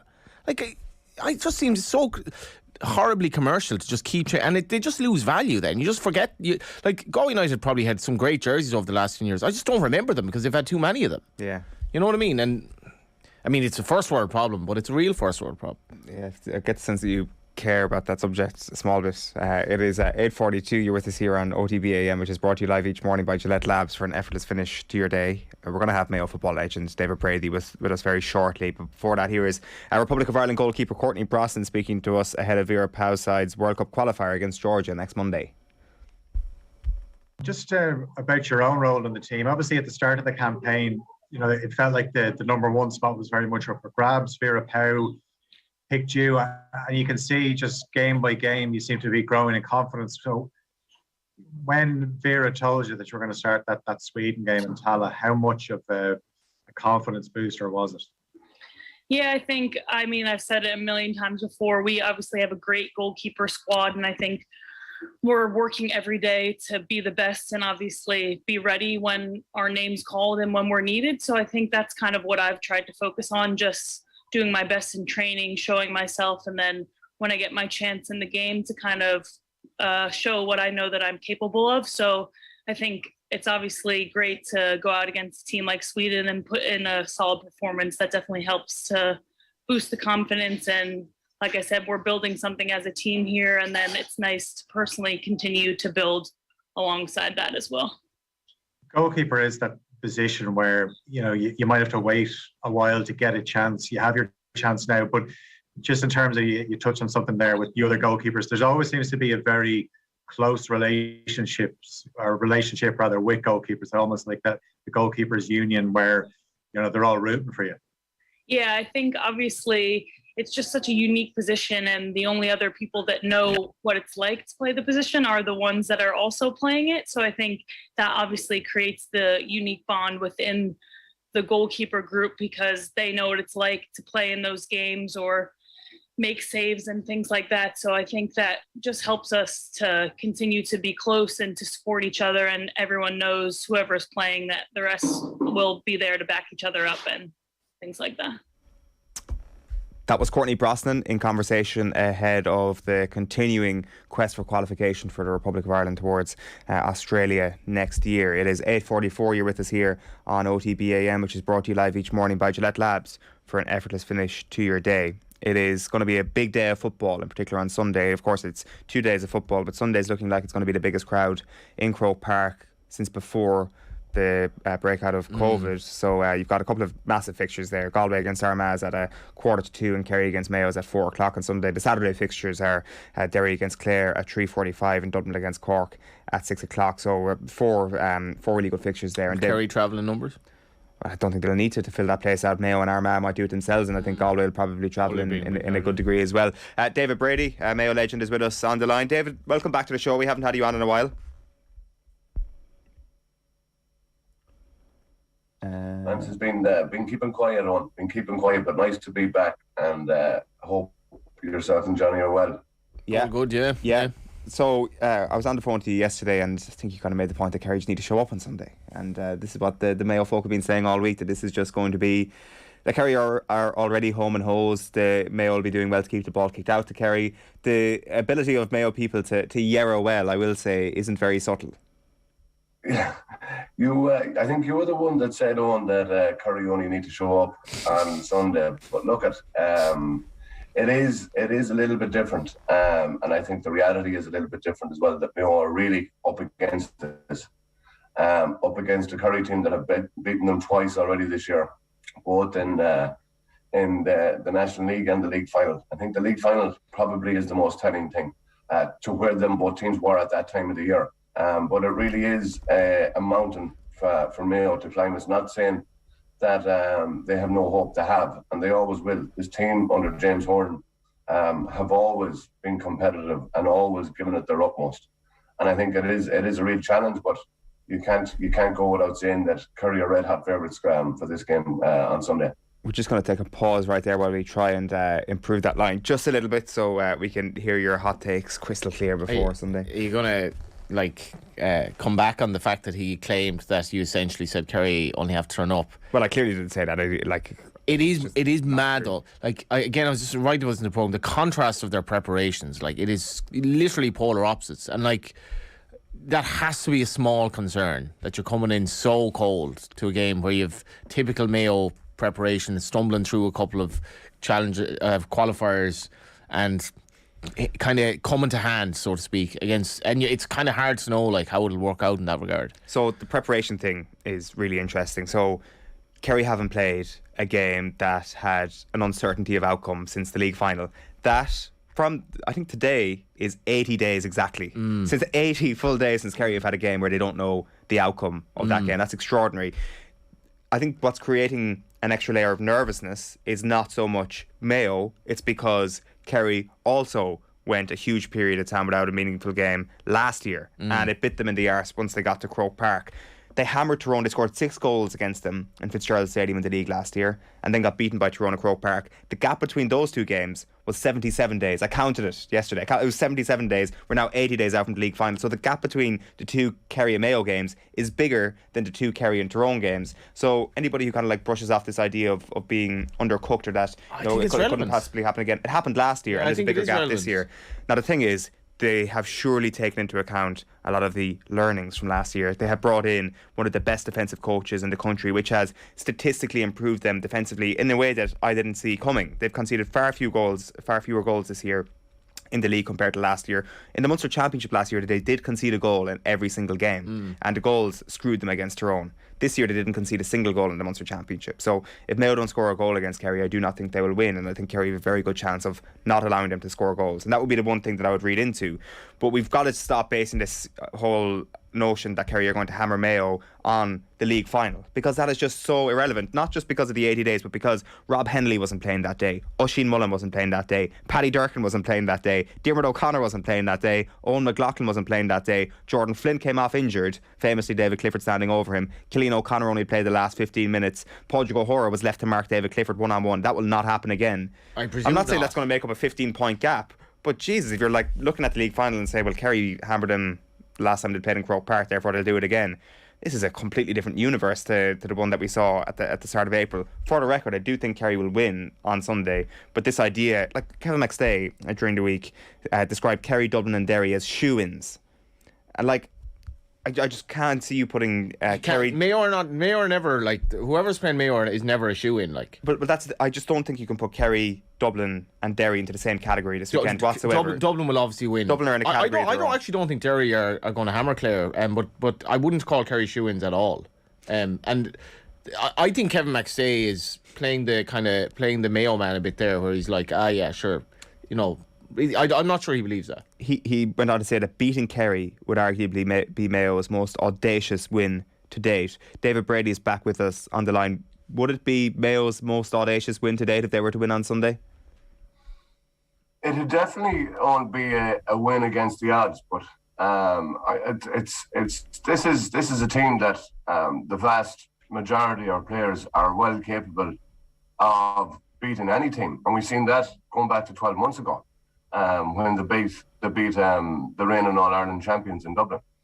That, you know, if the game plan and their system works, and it has faltered, it has creaked over the last number of weeks and probably months. For me, I think the big thing is, from a bench point of view, it was going smooth, it was going well. There was people coming off the bench, and I think when Aidan O'Shea and Kevin McLaughlin and the likes were kind of impacting games or coming on, it really kind of drove Mayo onto that next level. They had that opportunity against Galway as well in the Connacht final. Again, coming back and having an opportunity in the last kick of the game to level it up. And I think players like Adrian Orme would never take a shot like that again in that situation. They had control, they had the ball. And that's 9/10 of possession. They would have worked it, they should have worked it to the main players, the likes of Cillian O'Connor, your go-to players. But it was a shot on the left-hand side with a left foot, and it just didn't work out. And now Mayo find them themselves in a situation where they're playing probably one of the hot favourites for the All-Ireland this year. A Kerry team that, you know, again, 22 odd scores against Cork. This team has, you know, it really dented Mayo's confidence after the National League, and we can't fault that. We can't not look at that. But again, how Mayo set up that day, I'll never fall to the belief that Mayo went into that game with one eye in the championship, and they didn't want to show Kerry their hand. Yeah. It was naive from a tactical point of view, and unfair in certain situations on players. We might come back to that in just a sec, but I just want to play you a clip here, lads. It's Radio Kerry's Tim Moynihan this week sat down with Jack O'Connor, and they had a conversation around the fitness of David Clifford. This is really interesting, looking at the body language, listening to the response. So this is on Radio Kerry. This is Tim Moynihan of Terrace Talk. Have a look at this. Always before a big game, big National League or Championship, Jack, we'll ask for an update on the injury, how things going with the lads. I know David Clifford missed our Munster final. I take it all these players are available for selection? Well, we have a few bits and pieces, Timmy. You know, we have a few bumps and bruises at the moment, so we won't know until later on in the week whether those players will be available or not. Has David trained with the panel, Jack? He has trained, yeah. Right, so we won't know until Friday night when the team is named. Yeah. What was your reaction to that, David? The man's a typical Kerry man. You know, bumps and bruises. I have them myself, and I haven't played in 25 years. Psychologically and otherwise. And you know what? This is what James Horan will be saying, is that it is part of a game plan. David Clifford plays I would personally like to see the likes of Lee Keegan just going straight on him and marking him. Pound for pound. That's an old saying in football, but it is, from a Lee Keegan perspective, he is massively influential. He is the player that have really brought Mayo over the line in a lot of occasions. And he's been, again, football now that he's played over the last 10 years, consistent, and he's delivering. So yes, I'd have no problem, but you can't leave that amount of space in front of a forward like Clifford, even to win the ball. He has been given too much space by Mayo. Again, not by just the markers, but the midfield, the pressure on the ball outside hasn't been there. The opportunity even for Poddy and O'Shea to dink nice ball in and loads of space, that can't happen. So I can see a defensive setup. And again, if he doesn't play well, then we're going to still focus, because Kerry have the forwards. The likes of Sean O'Shea and these guys. What was it? The last nearly 10 points he scored. But again, a lot from frees, place balls. Clifford, Paulie scored from place balls. It's when the Kerry forwards get the ball in the danger zone, they really take you on, and that's where Mayo have to be very, very cognizant of the pace and the power of the Kerry forward line. Can we just stick with that Mayo defensive system for a moment? So you're putting Lee Keegan on David Clifford. What else constitutes this system? Like, is there a sweeper? Is it like someone? I'm not sure who is the sweeper if that's what James Horan goes with. Honestly, I would personally look at the likes of playing Stephen Cohen on the half forward line. Stephen has been not as I suppose dynamic, or he hasn't controlled games the way I would have liked him to do it, but I think he has a massive ability to read the game, read scenarios and read situations. We have a half forward line that hasn't dominated on each and every game. There's been players, I think Jason Doherty probably unfairly got hauled off after 20 odd minutes the last day. I would definitely look at putting the likes of Stephen Cohen on the half forward line and playing as a sweeper, right, and cutting out them runs. He has the mindset, he has the capability, and we're from a back's perspective, we have that kind of luxury to say yes. We have a back formation and a back unit that is capable of having one or two guys coming in. So Cohen drops back as a sweeper from a half forward. Does Aidan O'Shea have any role in that defensive system? Because obviously you're going to have, I presume, Flynn will start this weekend. So you're going to have O'Shea wearing 11. What's his position then going to be, and how does that work in terms of how Mayo set up defensively? It's a big plus for Mayo to have Jordan Flynn back. And I think he has really worked at his game. He has found his position. He was, between midfield, half forward, coming on as a sub. But I think this year and really at the start of the league, he cemented his position and really not alone complimented Matty Ruan, but added to Matty's game and gave Matty that bit of luxury to go forward, because he knew that Jordan had the capability and the fitness to cover back. I do see Matty and Jordan Flynn starting in midfield. And is there a place for Aidan? There's a place on this Mayo team for Aidan O'Shea, 100%. Is it to start? Is it to come on? Is it to add that bit of dynamic play that he can from a defensive point of view with 25 minutes to go? You think he might not start this weekend? There could be a possibility, yeah. There could be a possibility. And it's not about the man that's starting, it's about the team that finishes. And Aidan O'Shea would be more than happy to contribute in any way, shape or form, as other Mayo players would be as well.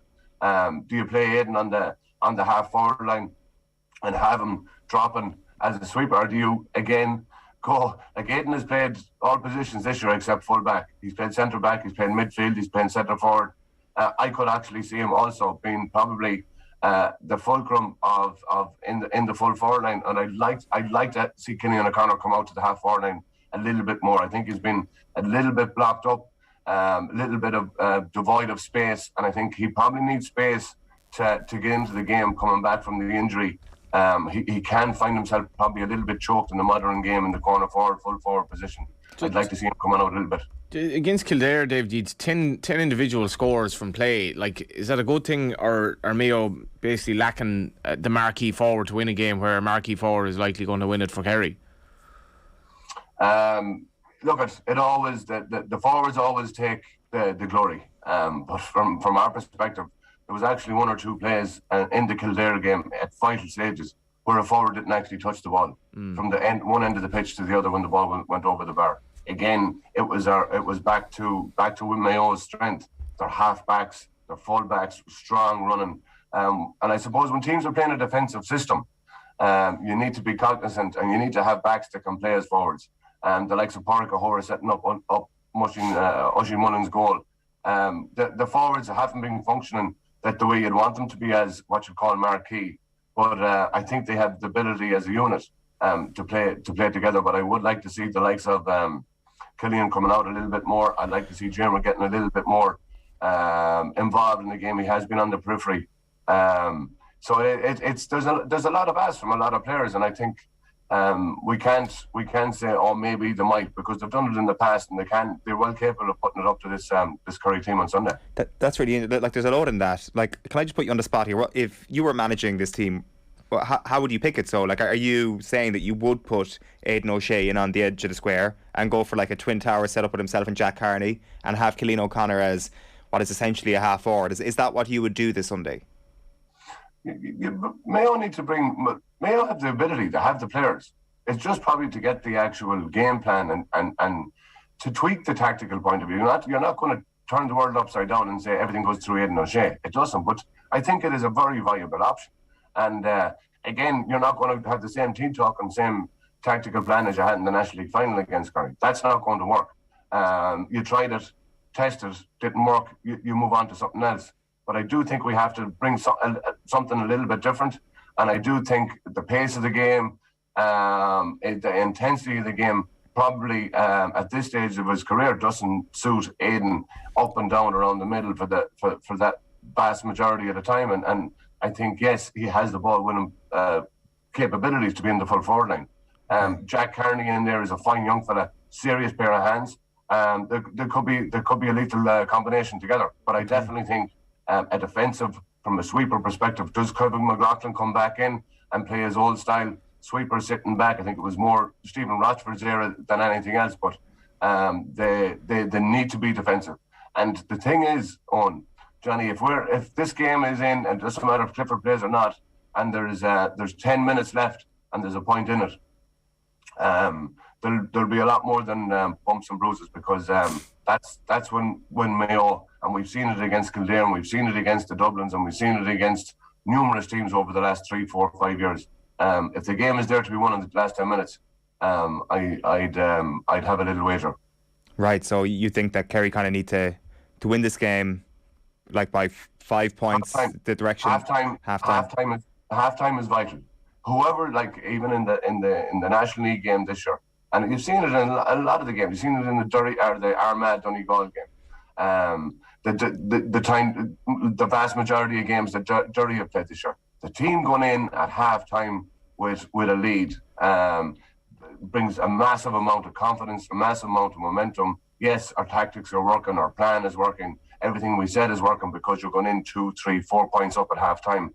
I think that's going to be a crucial indicator of how this game will go. The psychological aspect of it, I think David's totally right. If Mayo, like what Mayo will have gained from that Dublin victory last year in terms of pulling it completely out of the fire, and if it is a 2 or 3 point game, more or less as the game is developing the second half, you do wonder psychologically what Kerry will be thinking. And as you said, on this 80 days, they're not battle hardened at all this year in terms of, and Mayo really should be finishing really strongly psychologically and otherwise. I don't think Aidan O'Shea should be starting a game like this. I think mobility wise, like, he's a player to bring on as a kind of that option to maybe play high balls in at the end, but his mobility just nowhere near good enough. Do we not think he's having a good season, though? Yeah, but for a game like this, where the pace of the game, you're in Croke Park, I mean, he's not going to last the 70 minutes, and then it's a question of, does he upset the way that Mayo want to play in a game like this? It would be more of a running game, I would have thought. I think he'd be more of a player to bring on and have that option when Kerry are, like, it's a different challenge for you when he comes on, and Kerry are maybe psychologically a little bit vulnerable after last year, I think, in the closing stages.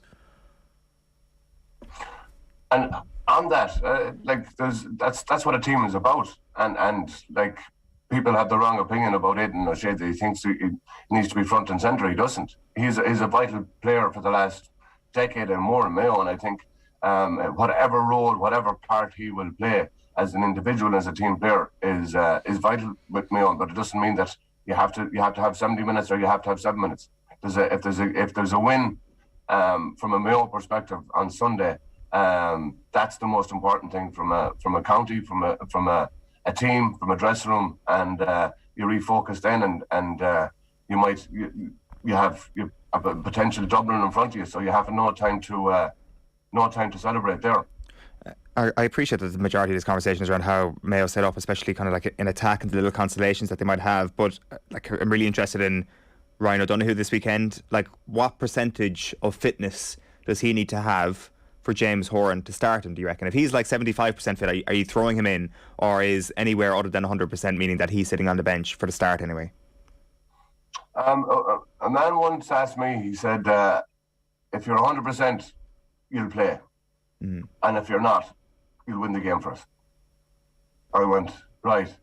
And again, the manager said to me that, you need to be 100% to start this game. I need 100% of you throughout the game. What you do in the first 5 minutes, what you do in the last 5 minutes, that's what I need from a player. But if you're not 100%, you don't start, because you have the capability then of winning the game. Very rare you'll see a manager gambling with a guy that'll come on, hamstring, and then after 20 minutes, hamstring gone. It's so scientific now that the medical team, the backroom team, physio team know your capability, know the vulnerability of an injury, and it's about the lungs. It's about the capacity to last 70 minutes rather than when your injury lasts. But I would definitely see as Ryan O'Donoghue, if not 100% fit to play a full 70 minutes, that he will come on and play a very telling contribution in Gaelic now. It's no longer a 15 or 16, 17 man. It's a 20-man game. The 4 or 5 subs that you will bring on have a massive role to play when they're sitting in the stand, looking at the areas that they need to focus on, and where they can add value or contribute when they come on as a sub. And I think O'Donoghue won't start, but he will come on. And again, Mayo need that experience, need that capability, especially in a forward line to match this Kerry outfit. So in your world, we could have O'Donoghue and Aidan O'Shea coming off the bench at some point in this game. With about 13 and a half minutes to go, Mayo have just pulled back an equaliser, and you make a double substitution, bringing Aidan O'Shea and Ryan O'Donoghue on. You've really worked this out, 30 even to the half minute and all. Well, look at the last 15 minutes. If you look at it, I don't like talking about it. Even in last year's All Ireland final, that final quarter, no matter how you look at it, in every single game, you have the opportunity to win the game as a team, and it is vital, and your bench is vital. To talk about that scenario and that situation in the final quarter, and to envisage it as a manager, you're going to go, where can I bring? Who can I bring on? Why can I bring them on? What are they going to add? And again, it's about pace, because there is the technicality of football, and the actual, I think the tactics, the formations, the sweeper systems, the plus ones, the pack defences, that goes out the window with 15 minutes to go. That no longer exists. The gloves are off. Your good clothes that you put on, thinking you're going to be the better of the ball, it's all gone. It's not about the semantics, about just playing football, and we've seen it again. Kildare versus Mayo. The best of intentions, the best of plans go out the window, and that's where you really want to have a real strong finishing team. It mightn't be your starting team, it mightn't be even your best team, but you need to have that team that's focused on that finish. What's your prediction for Sunday? Honestly, it is going to be a very, very tall ask from Mayo. Again, given the amount of injuries they've had over the last 2 to 3 months, and 2 to 3 years, guys have struggled to come back, and it's a hard ask to come back year in, year out, and try and produce it.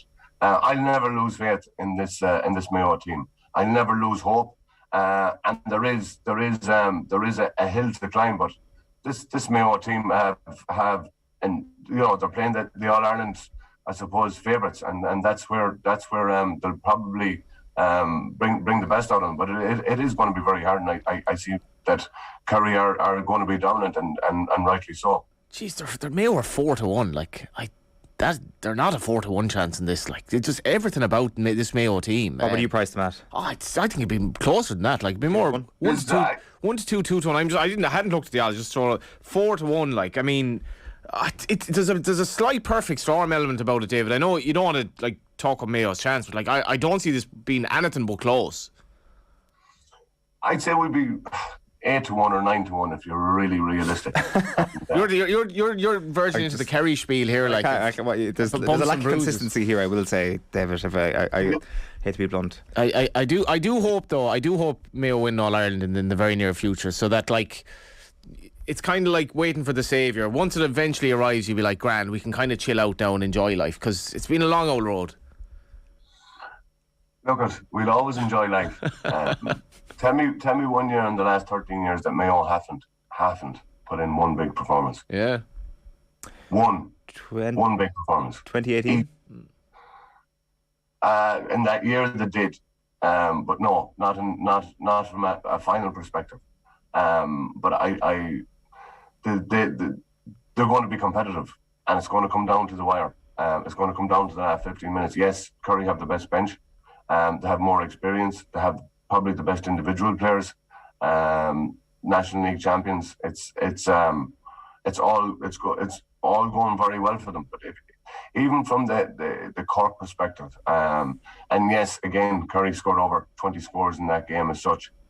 They struggled for I suppose a degree of the game to figure out the defensive system from Cork.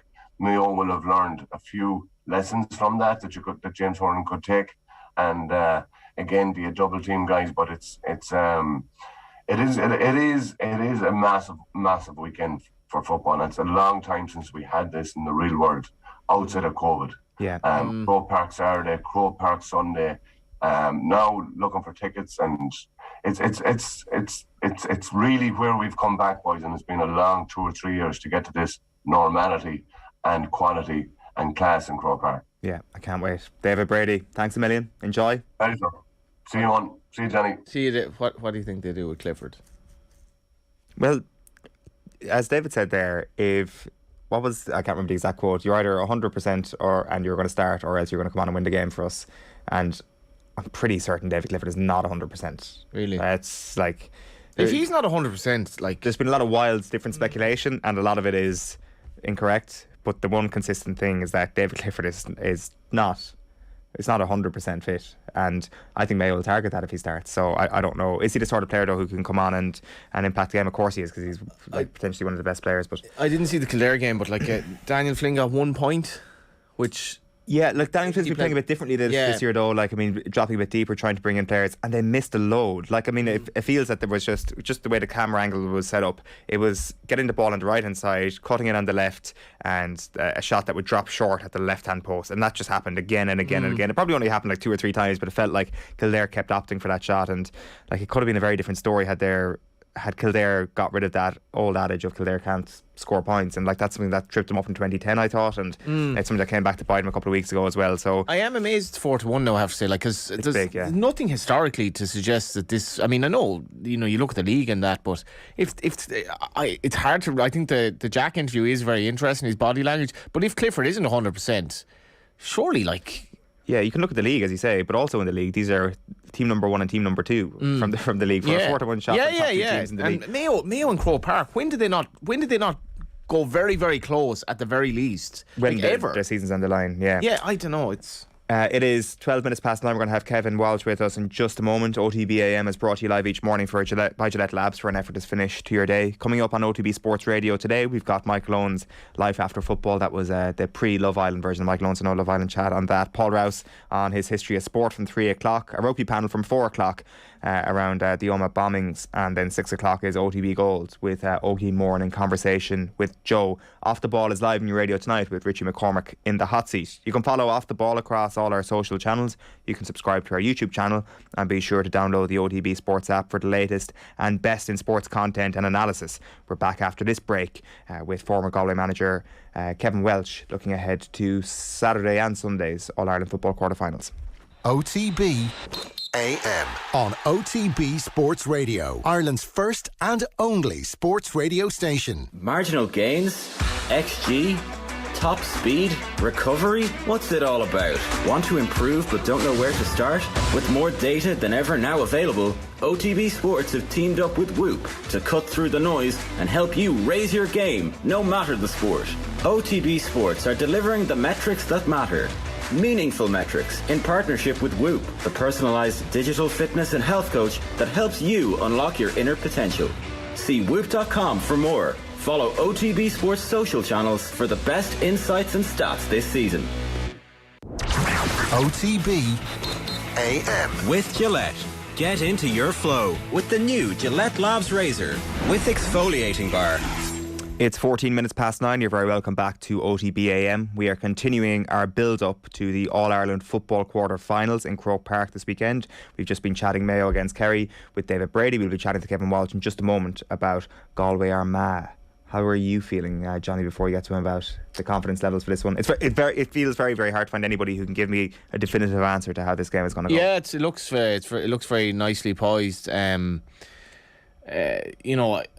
I think there's a belief in Galway. It'll be interesting to hear what Kevin says. I'm actually really fascinated to hear Kevin's views on it, because Galway have been in such a transition for the last number of years to get to a stage where they can fit into this modern, albeit evolving, game of Gaelic football. And I suspect that Kevin will have, as much as he's not the manager, will have taken great pride from the performances of the likes of Conroy and that. And the way that Galway are playing football is true to the old school of just beautiful kick passing, beautiful forwards. Will that be enough is the question. Do they have enough defensively and in terms of a game plan? And Galway do not have that much experience at Croke Park either, really. After 2001... had a horrendous run at Croke Park. Didn't win a game there, I think, for 16 years. And even in recent years, we've only had sporadic visits there. Fairly tame against Mayo last year, so it's a hard one to call, I think. Is it the last time Galway won at Croke Park? I think maybe against Kerry in 2018, the Super 8s clash. I think so, yeah. It was 17 years. That was their first win. I'll always remember when 2001, when they beat Porrick Joyce outscored Meath that day. And I always remember the paper the next day, Galway are on the cusp now. Galway are just going to dominate Gaelic football. They didn't win a game in Croke Park, as I think, for 16, 17 years. And I wonder if it comes down to the wire psychologically where they're at. They're not battle hardened like the likes of Mayo, but it's going to be some atmosphere there. The novelty of Clare being up there, Derry being up there, Armagh and Galway being in Croke Park, it's going to be a fantastic weekend of football. Yeah, no, I really can't wait. There's been loads of reaction this morning. Ronan Hurricane has been in touch to say, does a lack of Super 8s affect Kerry's warm-up for bigger opposition? Pity we don't have the Super 8s this year. A group of Dublin, Mayo, Kerry and Cork, and Armagh, Galway, Derry, Clare will be class. Personally, I think Super 8's got a very, very hard time, and I think that one of the reasons why the Super 8's fell flat in its face was because Dublin were so dominant. So half of your groups were four. So I actually think it got a little bit of a hard time personally. We're going to be going back to a group set up next year, and I think it'll be much better. Does it affect Kerry's warm-up for bigger opposition? That's an interesting question. I do think, though, that the last year, the Super 8s, 2019, Kerry's first game that year was against Mayo, and they hockeyed them. No, it wasn't Killarney, so maybe that was the reason why. But Kerry have shown an ability to come straight from Munster to put in a big performance. They scored the 7 goals, wasn't it, against Kildare that one time. They beat Galway well in 2017. On the flip side, obviously, they got caught by Galway in 2018. But I'm not sure I'm not sure that Kerry not being ready for bigger opposition as a result of Munster is an excuse at all. And I don't know though.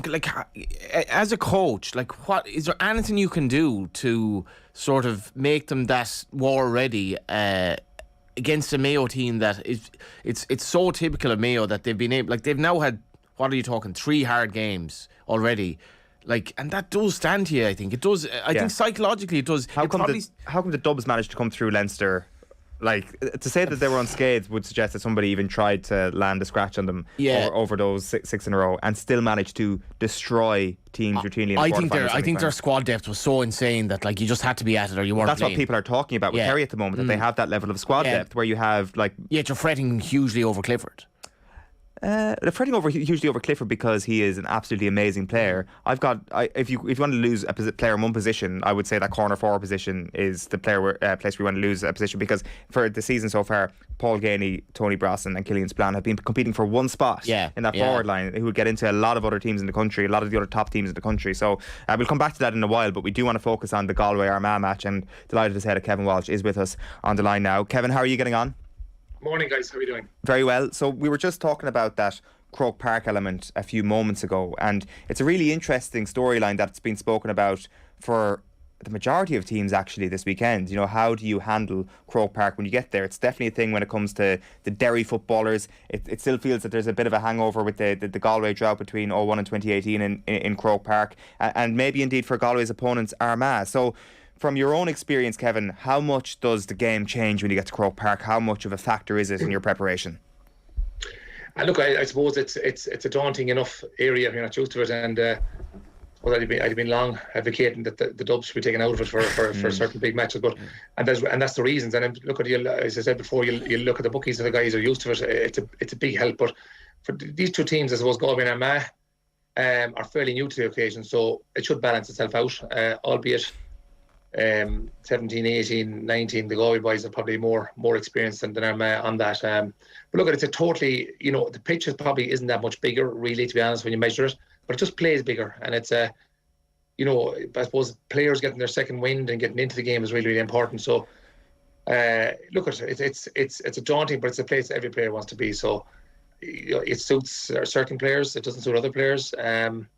But I suppose, they're two footballing teams, but it'll be interesting to see how space can be covered up, because it is a bit bigger. That's the thing. Like Galway Armagh, feels like it kind of has a life of its own. But with Derry this weekend, people are asking the question: can you implement their traditional Ulster style of football in Croke Park and make it all the way to winning Sam Maguire?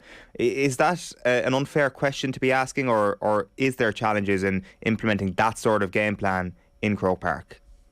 I don't think the challenge is much different, to be honest. Like, when you measure up that field, it's not that amount bigger than anywhere else. So if the game plan is well designed, which it does seem to be for Derry, you're always going to leave one or two up, although I see some teams at the minute they're leaving nobody up, but you try and leave one or two up and make it for a quicker transition. But then if you've got pace and you've got speed and you get your defence right, you can hit any teams on the break. But look, again, we can overplay that.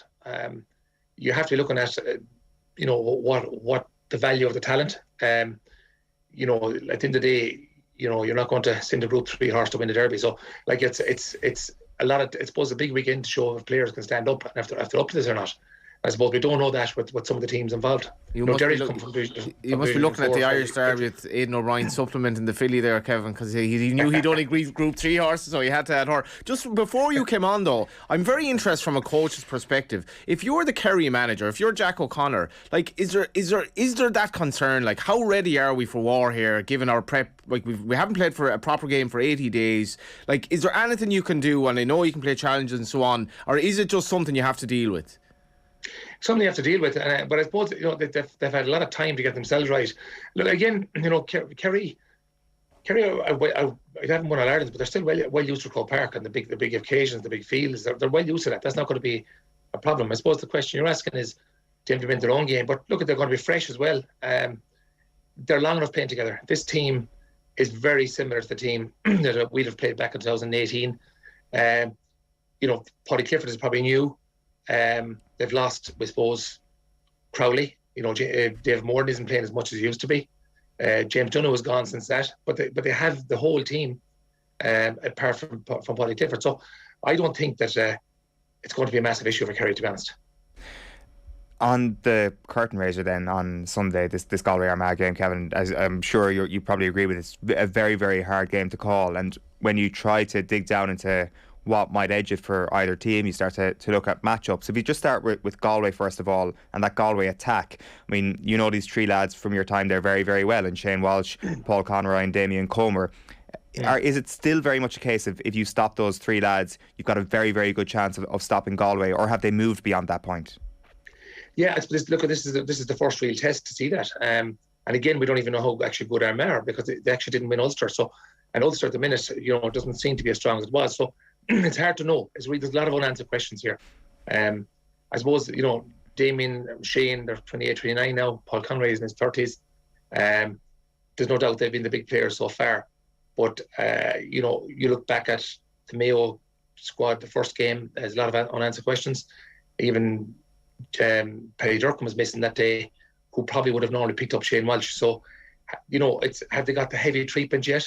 And by that I mean the close contact of players. And it's just really hard to know if the same space will be there. I don't expect the same space will be there as got there.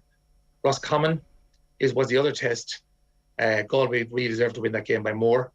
But, for the last year or two, I've said this in one of the last podcasts, I don't see the Roscommon bite there like it was a number of years ago. I'd have to find that. And again, that was one of the questions I asked before the Clare game. Was that bite going to be there to get over the line? And it didn't seem it was again. So, it's hard to know. The test of the real close contact probably hasn't been there in the Connacht this year. So this is a real first test for Galway on that. The three lads up front, Shane Welch is obviously flying at the minute, so is Damien, so is Paul. But then again, Ultan Hardy kicked 3 points in play against Galway, which is a concern. I think it was direct contact with Paul. So it's those things will have to be watched. It's not all about the attack. Croke Park is it is bigger than all pitches. So it's how are you going to make sure that you're okay on that side as well? So a lot of questions to be answered. What do you make of Galway defensively, Kevin? Look at it. I suppose in Porrick's time, I suppose it took maybe 18 months or so to maybe fully realise that the defence has to be covered, and it took one or two heavy beatings as well. So, but again, that seemed to have gone back to where if that was, which is probably a good thing, because you just can't be shooting the lights out and talking about it. They're getting bodies back. I was down the Clare game. I did reckon that they were going to get bodies back for the Connacht Championship this year on the basis of what I saw in Clare and Tuam. I think they scored only 1-2 each at half time. So I expect Galway to be defensively. They seem to be pulling in the two wing backs in to cover. I'm not so sure that's the right thing in Croke Park. I think a +1 is enough in Croke Park, because you go two back like that, you're leaving your outside defensive line that a few yards short. So I'd be hoping maybe that we'll see a +1, a sweeper that can see ball at full times, and then we'll get the extra man pushed out into the defensive arc, because the gaps will appear in Croke Park if that arc isn't full. So look, it'll be interesting to see. It's not just about getting bodies back. It's about, knowing your full role in that system. So it'll be interesting to see that system and what they have in place, and to see can everybody cover off their own areas. Because, if you played Sean Kelly full back, which I presume they will, Sean Kelly, technically isn't a man marker as such. He'll need a bit of cover so he can do the real damage going forward. That's what I would expect. But again, the sweeper will need to know exactly what he's doing. And when you look through their math forward line, Duffy's flying at the minute, Nugent is flying, O'Neill is flying. Those gaps will have to be well protected. For sure. And it brings us nicely on to the main man in Rian O'Neill. So the question for Galway, I presume, Kevin, is not just so much about how you try and quell his quality and his ability, but it's also about where he's going to play and the different pockets that he picks up. I assume that complicates matters a little bit for Pádraig Joyce. Probably does, and again, it'll be down to, will Galway be zonal in defence, or will they be completely man-to-man, or will they go zonal and a +1 man-to-man on Rian O'Neill? What would you do? To be honest, I because of the class of what it looks like, the class of the six forwards, I'd be trying to get a bit of zonal done there, because I don't believe that just shooting out Rian O'Neill is going to stop the match. Duffy, as I said, is flying inside, so is Nugent. The lads on the outside line, Campbell, they're all going well. Rugen, but looks like going well. But again, the question is what intensity did Donegal bring to that? I mean, we played Donegal back in 2016-17 in Markledge Park, and beat them by 16 points, where they just kind of half collapsed. So was that a little bit factor last week as well? I mean, the two kickouts were to the cornerbacks. They both dropped the ball, and which allowed Armagh push up. If those drops weren't given, would Armagh be winning in that game by so much? I'm not so sure. There's also periods there, I think, where Donegal won the first, maybe 20 minutes of the first half, where they would have won like 9-2 at one stage. So, it's just, I suppose, a load of unanswered questions on two younger teams. The point you made earlier about Paul Conroy is really interesting, because obviously he's been getting a load of praise for his attacking exploits, but going the other way, it sounds like you think that there's an ability to ask a question of him. So, like Armagh against Donegal anyway, with Stephen Sheridan and Ben Creeley in midfield, so you'd imagine one of those might be picking up Paul Conroy. But is there a shout to potentially put Jarly Og in that position, just given what he can do to Paul Conroy going the other way? Yeah, look, again, I mean, that's the beauty, I suppose, having the likes of Jarly Og, who can play, and he is playing really well wing back and coming off the shoulder as well. So I'm not so sure they'll move him, to be honest. I think they'll probably stay with what they are. You know, I suppose Paul Conroy's been finding pockets, and we all know he's a very good kicker and shooter. But like I said, the other way is just as important. And even going back to Roscommon goal in the league final, there was 5 or 6 Galway lads there, including Paul Conroy, who was probably the closest, and just allowed him walk by him. So those little things really need to be tightened up. You know, you're coming to quarterfinal now, you're coming to better teams. Those things will find you out. And the old saying, you know, defence wins championships and attack sells tickets. That needs to be looked at as well, in particular for Galway. But in fairness, the last year or so, Galway are getting the bodies back. But it's in relation to Croke Park now. What can they do up against the better teams? And like either Armagh or Galway, they really have the nice side of the draw at the minute. So I suppose there's a huge carrot here for the teams, and I suppose it's important that you don't, like the boxers do, you don't go out and try and win the first round and leave yourself completely open. I mean, just need a cool head and have a look at the opportunity that's there in front of us and go at it in a controlled manner, I suppose. Are they scarred by Mayo last year in the sense, and you mentioned Paul Conroy, who, like, Paul was very good in the first half, and a bit like the rest of the Galway team, they basically just fell apart in the second half. They were completely battered by Mayo. Is that niggling in the back of your mind, Kevin? Look, I suppose I've always said that, you know, you treat the two imposters the same way, the winning and losing. So you break the game down. You treat the first half and the second half the same way, and look at what happened. It's not just as simple as you were brilliant the first half and you fell off the second half. Things can go against you, you know, things can go with you. A ball can come off the post, you may be looking to get the rebound and put it in the back of the net, or you might be looking not to get the rebound. So all the little things have to be taken into account. So it's not just as simple that you fall away. I would say probably in the last 10 or 15 minutes that you know, when the game is still there for you, and you see a body language where the head goes down, or 2 or 3 people start tracking, or there's a kind of a token tackle, that kind of tells you where you might be giving in. Where, to be fair to people, it's not all about just a very bad first half, second half. You need to break them two down. So I don't think that'll scare them. I just think that they'll see an opportunity, that it's a new team like Armagh, and I suppose if you look at the country at the minute, Armagh and Derry are probably the 2 teams that we'll say have improved. You look at the pretenders to Kerry and Dublin, I'd have to say that they've gone backwards. You know, they've like Tyrone, Mannion, Mayo. You know, the teams that are up closer there seem to be going backwards, which means the pack is open behind Kerry and Dublin a minute. Yeah, just one last question about Galway Armagh that I had was just the specific on who marks Shane Walsh. What's the best matchup from Armagh's perspective on that? Again, it's I suppose that's kind of hard to know, but you know, I suppose probably one of their tightest markers would be Morgan, and you know, he's a tough defender. He's no nonsense. He's mentally very strong. He does get a few bookings. Is he the guy maybe that will take up Shane Walsh? Maybe he is, because I'd say he's like a guy that doesn't. His mind doesn't go wandering for 5 or 10 seconds. He's like a guy that's focused on his task, and it'll be someone that is totally focused on the task to stay with Shane, and you know, take him down the alleyways that probably will suit the opposing teams. But you know, look at Shane is on top of his game at the minute. But again, has that space been open for him, and will he be tested on the other side of it? Probably will start to get tested now as you come to quarterfinals. So, as I said, some of the bigger players might have been missing on the Mayo side that might have challenged that. Like Boyle obviously has gone now. Durkin was missing that one. Keith Higgins is gone. Parsons has gone. That middle area wouldn't be as strong in Mayo, so I'm not so sure how much they've been tested yet. So, look, I'm really looking forward to this one, but probably Morgan might be given that task maybe.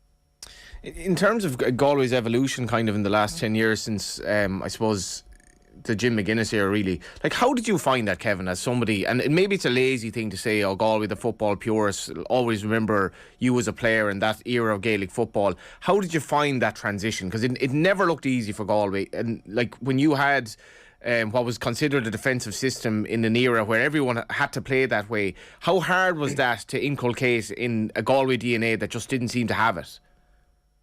I'd say, to be honest, it's probably difficult for every single team unless you're brought that way up through an underage system and where you're given all the tools. And I suppose that's where teams are going to improve in the future, is what county boards now are I suppose, putting in their development camps in to give all the tools to all the players, so that when they come to 1920, that they're able to step into whatever is required. And that's something that's been short and missed in most counties. And I suppose that is the evolution that's going to come forward now, is because if you're going to have any chance, you need to get in there early. But it's a very difficult thing to do to, I suppose, teach old dogs new tricks. And that is very, very difficult to do. It takes a long, long time. It takes an awful lot of perseverance, and it takes an awful lot of I suppose, coaching as well and understanding. So it does take a long time, but I suppose all you can do is, is measure as you go along, set targets for the team so that they can see and give them feedback that they are improving. Because, if you look at everything that, it takes so many weeks and months to develop a new skill. And unfortunately, when you think you're not developing, the first while of that being done, people can get frustrated and they don't see the improvement. So there's a thing called, if you ever look at the habit curve, it'll show that first 6 weeks of any skill, you mightn't see much improvement at all. And it's the next 4 that you'll see stepping up. So it takes an awful lot of time, it takes an awful lot of belief, and it takes buy-in from the players. And the only way you get that is to measure and show improvements. And if you don't do that, and you can't do that yourself as a coach, you'll probably lose them along the way. But look, it is difficult, but it's essential. That's where things are gone at the minute. And I suppose even Galway proved that over the last number of years, where it just can't be a shootout and out you go and talk about tradition. And in fairness, if you're a Galway person, and without being too strong on this, we had a good enough era after having a bad era, and we're lucky enough to be there in 98, 2001, and maybe left 1 or 2 behind us. But at the same time, you take out that little section from 1966 to now, that's the section that was competing. So all we needed to change it, they do something different. It's really interesting what you talk about there, like in terms of trying to teach an old dog new tricks. Like, one of the men you had with you in that era during your Galway managerial stint was Paddy Talley, and he managed to instill a really good game plan defensively for Galway at the time, or he managed to help you along that. Like, can he teach those old Kerry dogs, some young Kerry dogs, new tricks this year? Have you seen enough from what he's done in Kerry this year to suggest that they've made that step forward themselves? I'm just interested in your insights on Talley. Yeah, I look, at the fair, because as you said earlier on, they just haven't been tested properly.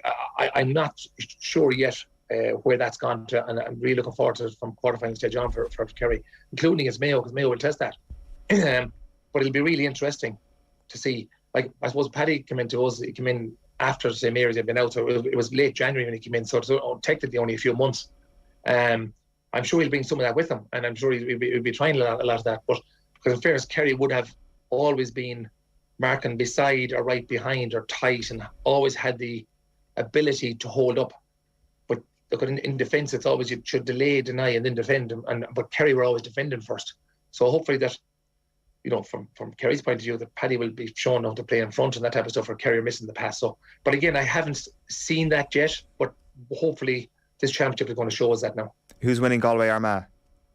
Geez, that's not hard to call. Honestly, it's really hard to call. And if you break down their Armagh forwards, they all look really good talents coming forward. But then you go on to the Galway forwards, and you have Shane Walsh and, as you said, Damien Comer.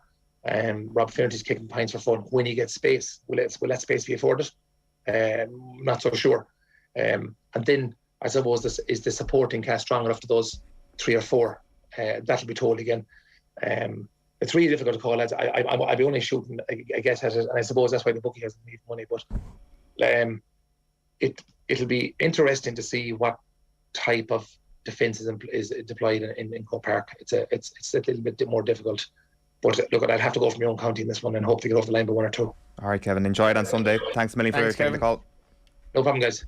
Kevin Walsh, former Galway manager and of course All-Ireland winner with Galway as well during his playing days, on the line. Johnny, thanks a million for being with us in studio. Enjoy your wine tasting and Derby Day and football on Sunday. What am I doing? I got to stay in Croke Park. What am I doing? Yeah, you have to. OTB AM brought to you live each morning by Gillette Labs for an effortless finish to your day. We're back at 7:30 tomorrow morning. Sheahan's going to be in as a co-host, where we'll also be joined in studio by Irish tennis player Jenny Claffey, looking ahead to Wimbledon. Harriet Pryor will also be on hand to talk Liverpool's transfer business and what's been a busy summer already for the club. And we'll have Formula 1 chat with Chris Medland, plus much more. Right now, though, we're leaving you with Joe's chat with Paul Mannion from last night's Off the Ball. See you tomorrow. Now, you're welcome back. So, as part of the launch of AIB's new series, The Drive, which explores the adversity faced by intercounty players in the modern game and what drives them to pull on the jersey year after year, we are joined by Paul Mannion, who you all know. The show is going to be hosted by Ardal O'Hanlon, and The Drive will feature stories from 4 intercounty players and their journeys on and off the pitch. It celebrates the perseverance shown by players across the country who, despite logic, can't quit no matter how tough it gets, because tough can't quit. You can view the teaser for the series on AIB's GAA social channels. Paul Mannion, you're very welcome. Thanks, Joe. Thanks for having me. I thought when I initially saw this read about people who can't quit intercounty life that this was the Mannion comeback being announced. No, unfortunately not. I saw a little bit of irony in that too, but no, I'm enjoying myself at the moment, man, in Boston for the summer, so no imminent return for me, unfortunately. I saw this. You're playing for Donegal, Boston. Yeah. There's so I'm sure you know that they run club championships out here all over the States, and I was I'm starting a new job at home in August, and I was wrapping up my last one a few weeks ago. So it kind of just the opportunity was there for a few months, and I said no a few times. So I thought I was going to help you out with work at home, but when I was changing jobs, then it kind of just it aligned up nicely with this, and so jumped at it. Beautiful part of the world. It is, yeah. It's nice. It's my first time in Boston. It's not as hectic as what you might find in New York, but it's got that kind of downtown city vibe, and then nice kind of suburban kind of areas with beaches and parkland, that kind of stuff. So it's really nice. I'm enjoying it. Good. You didn't wander out to Brookline to watch the US Open at all, did you? I did actually. Yeah. I was there. I was there for 4 days. I was there for a couple of the practice rounds, and on Thursday and Friday as well, following Shane Lowry. Unfortunately, wasn't his weekend. He missed the cut for the first time in a long time. But savage experience, unbelievable. That was my first kind of big golf tournament, first ever professional golf tournament actually. So unbelievable to see them up close. They are scary good when you see them hit balls up close. Yeah. It was. I was ready to go home and sell my golf clubs after seeing some of them. It is scary. You see some of the par threes, and like, geez, I'd be taking out a wood for some of these. Like, they're crazy. But yeah, great few days. Amazing.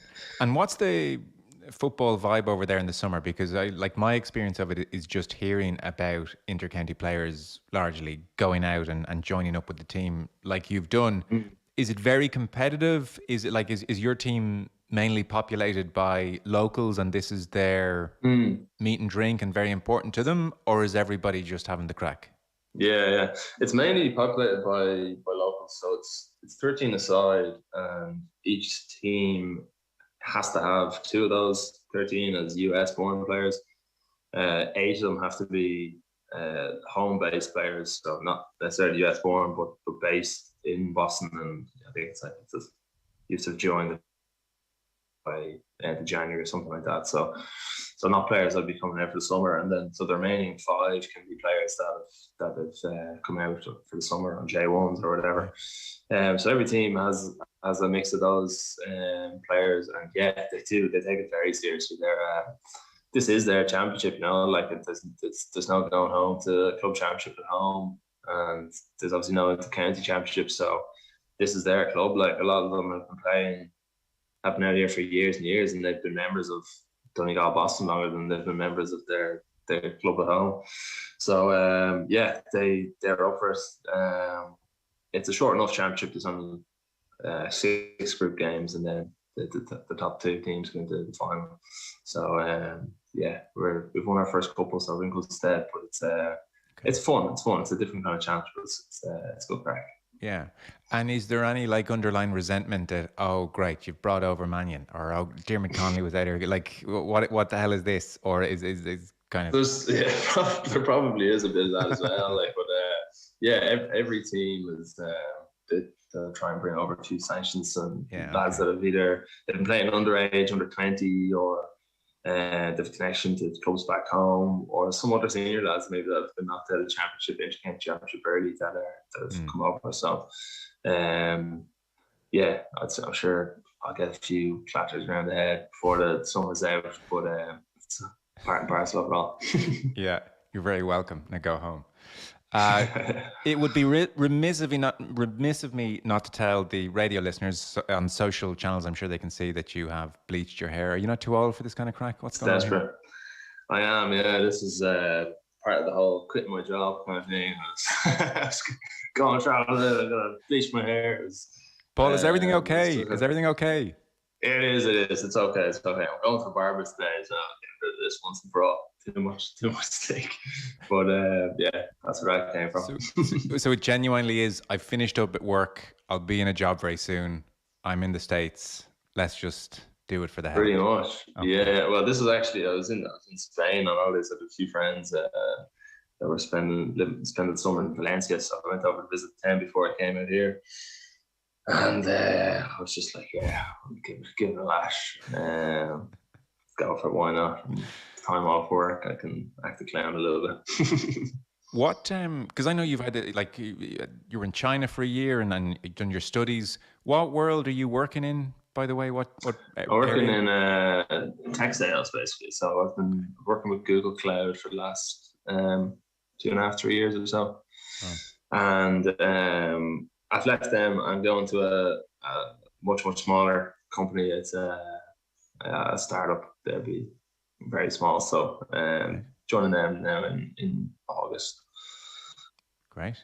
Why go from the beast that is Google, and I'm sure all the many options that are there within, and you know, you're going to be if you're in Google, I presume you have the opportunity to be at the forefront of where technology is taking us. Why go from that behemoth to startup? Yeah, it was funny. Well, so I ended up in Google through an acquisition because there was another startup that I joined a few years ago.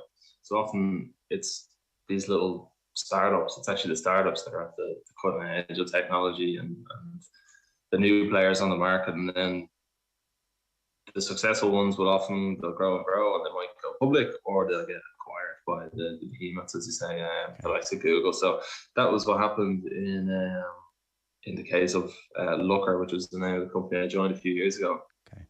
And only a few months after I joined them, we were acquired by Google Cloud. So, but it's just a fun journey. I much prefer the smaller kind of startup vibes. I think it presents kind of new opportunities, and there's some things about big companies that can be quite frustrating, even though you get all the nice kind of perks and that kind of thing. There's just things that are more attractive about startups and more fun and being part of smaller teams. And I suppose you feel like you're part of something, you have more impact on the business, that kind of thing. So that's where I feel I'm most happy. So that sounds great. And like, do a lot of startups is the dream, you know, someday Google might buy us. Is that like the holy grail? It's probably to go public is the holy grail. Yeah, if you can grow big enough and you can pull off a successful IPO or something like that. Some companies are like, they don't want to get acquired because a lot of things can change then, you know. Suddenly then it's, you know, in the case of Looker, we were just one small, tiny product in this massive suite of products in Google Cloud. And all the big decisions then come from Google and not about what may be best for Looker itself. It's what's best for Google Cloud. So sometimes it's not always the dream, but can I throw you this terribly difficult question, so I don't expect a kind of perfect answer, but I'm sure people have watched things like, for instance, The Social Dilemma on Netflix. And even if they haven't, they just know from looking around at their friends and family members the effect that technology is having on us all, and it does feel very worrying in many respects. And we're, you know, it's so integral to our lives, and yet obviously it's very much for profit. And then just, you know, there's a handful of people like Mark Zuckerberg who are right place, right time, and now probably have far too much influence on the world, and legislation is rapidly trying to catch up. Give us your perspective on technology and what it's done and doing over the last 20 years and where we're going. Good question. Yeah. I've seen The Social Dilemma. I've seen a number of other documentaries like that. Even in college, it was a big topic of kind of debate and discussion in some of the classes I took then.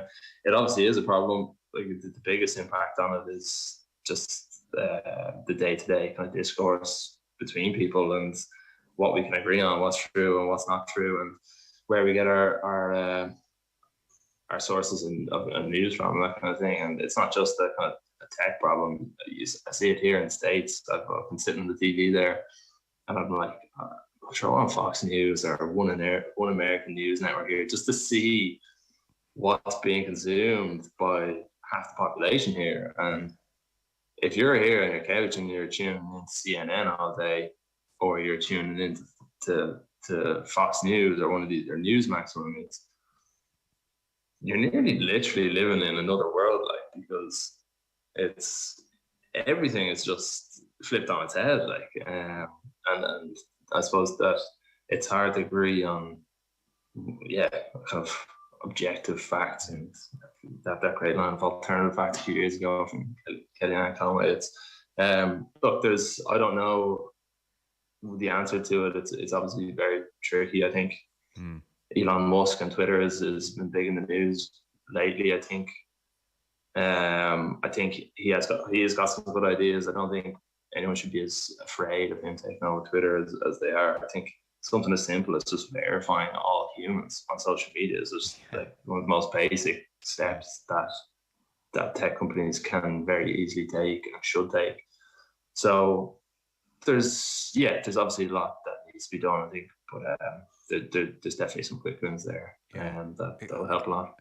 I guess it's just all happened so fast. You know, if you like really from iPhone 07, 08 territory, it just seems like, I mean, we're not even teenagers yet with this stuff. We don't know what the hell we're doing, and it's so all encompassing. Like, it's funny there, you mention we can't even agree on some basic facts. I've seen you in several interviews. You're one of the very few sports people I've ever seen, by the way, talk about the climate crisis. And I've seen you talk about that. We can't even agree on that. I mean, you drive a few miles south there, and you drive a few miles south there for a weekend before you go home and try and talk to people about climate crisis. I remember you doing Malachi Clark a couple of years ago, and you said it literally keeps me up nights. I do sometimes think maybe sports people don't talk about it all that much because generally, and maybe GAA players are a bit of an exception, but the footprint of sport is colossal. Like, I did a rugby piece last night with a South African journalist, and we're like, so when is South Africa joining the Six Nations? But like, nobody is saying this is madness, like from a sustainability point of view. I know, yeah, it's a good point. I think, like, slowly, maybe much too slowly, but it is obviously more in the spotlight now.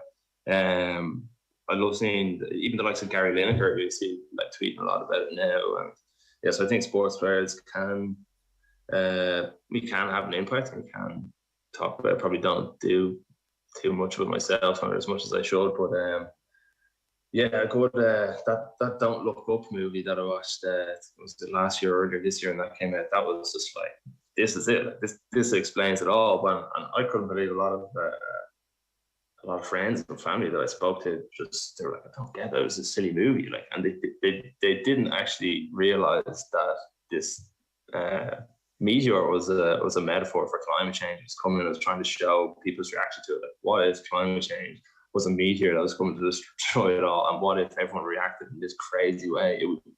It would be utterly nonsensical. But I think that kind of portrayed the kind of frustration that sometimes I feel, and a lot of people do feel, and said earlier a couple of years ago, that like it can keep you up at night. It's that kind of just angstiness. But it's just such a complicated problem. As I said earlier, the politics here, even simple facts around climate change, people kind of politicized, and it's harder to even have a discussion about that then when like things, the prices here in America are crazy as well. People are feeling it. Yeah, wait till you get home. Oh, I know, yeah. Like it's hard to get anything done, and then prices are going up. Your supermarket, like a simple shop here, like a 2-day grocery shop could cost easily over $100, and then people are blaming Joe Biden, and everyone's bringing back Republicans, and then they're not going to do much to save the major problems either. So I don't know. It's sometimes when you think about the complexities of it all, it's overwhelming. But and do you get to a point where you say, God, this is all a bit overwhelming, I'm just not going to think about it for a while? Because you could spend your whole time almost beady-eyed looking at everybody being so wasteful. Yeah, I think you have to. I think sometimes you kind of just have to say, right, there's no point kind of thinking about this all day, and that's worked up over. But that's it's hard to sometimes. But look, I think things are changing anyway, and hopefully will change faster. Yeah, well, we're in a rush, I guess, is the problem. Yeah. So, are you watching much inter-county GAA from Boston? I haven't been able to catch much since I got here. Now I was watching all the games when I was at home before that. But yeah, I need to get on to someone who's got a dodgy box or GAA go over here for the weekend game against Cork. I'll definitely be watching that. Okay, that's interesting. So you're still, and obviously, look, you've been doing your thing with Kilmacud and you're playing still. So you're still very invested in the sport and enjoy even watching the sport. I presume you're asked all the time, when are you coming back? Is there a definite I'm not coming back, or is it just year by year for you at this stage in your life? Well, yeah, no, I have always said it's year by year for me, and not just at this stage in my life, but even when I was younger, and I took the year out from China. It was a year from here and there. I was thinking I was going to go back to China, and then I decided I'd stay, and I never try and plan too far ahead, because when I do, I change my mind, and something else might pop up. So I just try and commit myself fully to short-term goals. That's been my kind of my go-to plan, I guess. And I can confidently say at the moment that I'm happy out, and I don't foresee myself going back, and I've just been really enjoying this time off and more time at the club. So I suspect there are compelling arguments to play and also to step away. What were the prominent ones on both sides for you? I suppose that the reasons to step away were obviously all the opportunities to do different things, and I keep trying different things sounds so vague and sounds so silly. I kind of said it so many times now. I'm like, what do I actually mean by that? But simple things like it's sometimes simple things like family occasions, birthdays, it's social gatherings. Then it's like playing like Monday night soccer leagues. Okay, so it's nothing it's nothing necessarily like profound with your life. It's day-to-day living. No, I haven't. Like I said, I'm still playing. It's not the game that I've given up. I'm still playing. I'm still contributing a lot of time to the club back home, but it's just with club football, it's a little bit more stripped back. I feel you've still got, and particularly with Crokes, I've still got that buzz of competing with for a county championship, for an All Ireland championship we had a run at this year. So I still feel like I've got that kick, and that is still important to me, that I feel like I can compete and play competitively, and yet still have time to just, as I said, for all those other things, to play a bit of football, play a bit of golf, to have more time for social things, to take a bit more holidays if I want to, and to not have all these other things just come second, third all the time. So, and even just the pressure of having to be at your best and performing like week in, week out, and not just in games but in training, like it's a really, really high pressure environment to be in for so long, and to an extent you do feel like a little bit of like kind of weight off the shoulders when that's not there, and just a more kind of relaxed lifestyle, I guess. And then the other side of it, of course, there's loads of things that you miss as well. Like the biggest one was trying to say goodbye to the team, and just and deleting the WhatsApp, like something as simple as that. That was a bit of a like deep breath kind of moment. Just do it, like, and once it's done, that's done. Like you feel that kind of finality kind of around it once you've hit that kind of exit button. And so that was difficult. Saying goodbye to the lads. That sounds a bit dramatic now as well. Oh, yeah, sure. But you're like, when you step outside that circle, there has to be that boundary there. So of course we're still like best of friends. I still feel like they're all like my friends, and they will be for the rest of my life. But while they're playing and I'm not, it's like there's a boundary there which I have to respect. Yeah, and I guess those friendships are not. I was going to say tested. That's too strong a word. They're affected because for so many years your schedule would bring you together 3 times a week, 4 times a week, and that's one of the great difficulties we have in the real world is finding time to see each other, and then you are that bit on the outside. They can't talk as freely maybe. No, it is true, and we've because there has been a lot of us that have kind of stepped away over the last few years. We've kind of set up a little group of recent kind of retirees as well, and we're going to try and have a gathering or two a year. We've went in on a cask of whiskey together. About 12 to 15 of us chipped in. We bought a cask of whiskey that we're going to have kind of branded and labelled as our own and stuff. So that's a bit of crack, and that'll take us around kind of Ireland to distilleries out in Sligo. So I'll try and plan a little whiskey tasting trip out there next summer, and try and keep something like that going each year to stay in contact. Yeah, well, I guess like you guys could not see each other for 100 years and pick it up where you left off in a heartbeat. Dare I ask what you've branded the whiskey as? We're still looking for a name for it, actually. To be honest, it's at the moment it's got quite a boring name as Dublin Retirees, but no, we have to. It's a few years yet while it's kind of distilling before we need to think about labels and that kind of thing. So we'll think of something over the next few years. OTB AM with Gillette. Get into your flow with the new Gillette Labs Razor with exfoliating bar.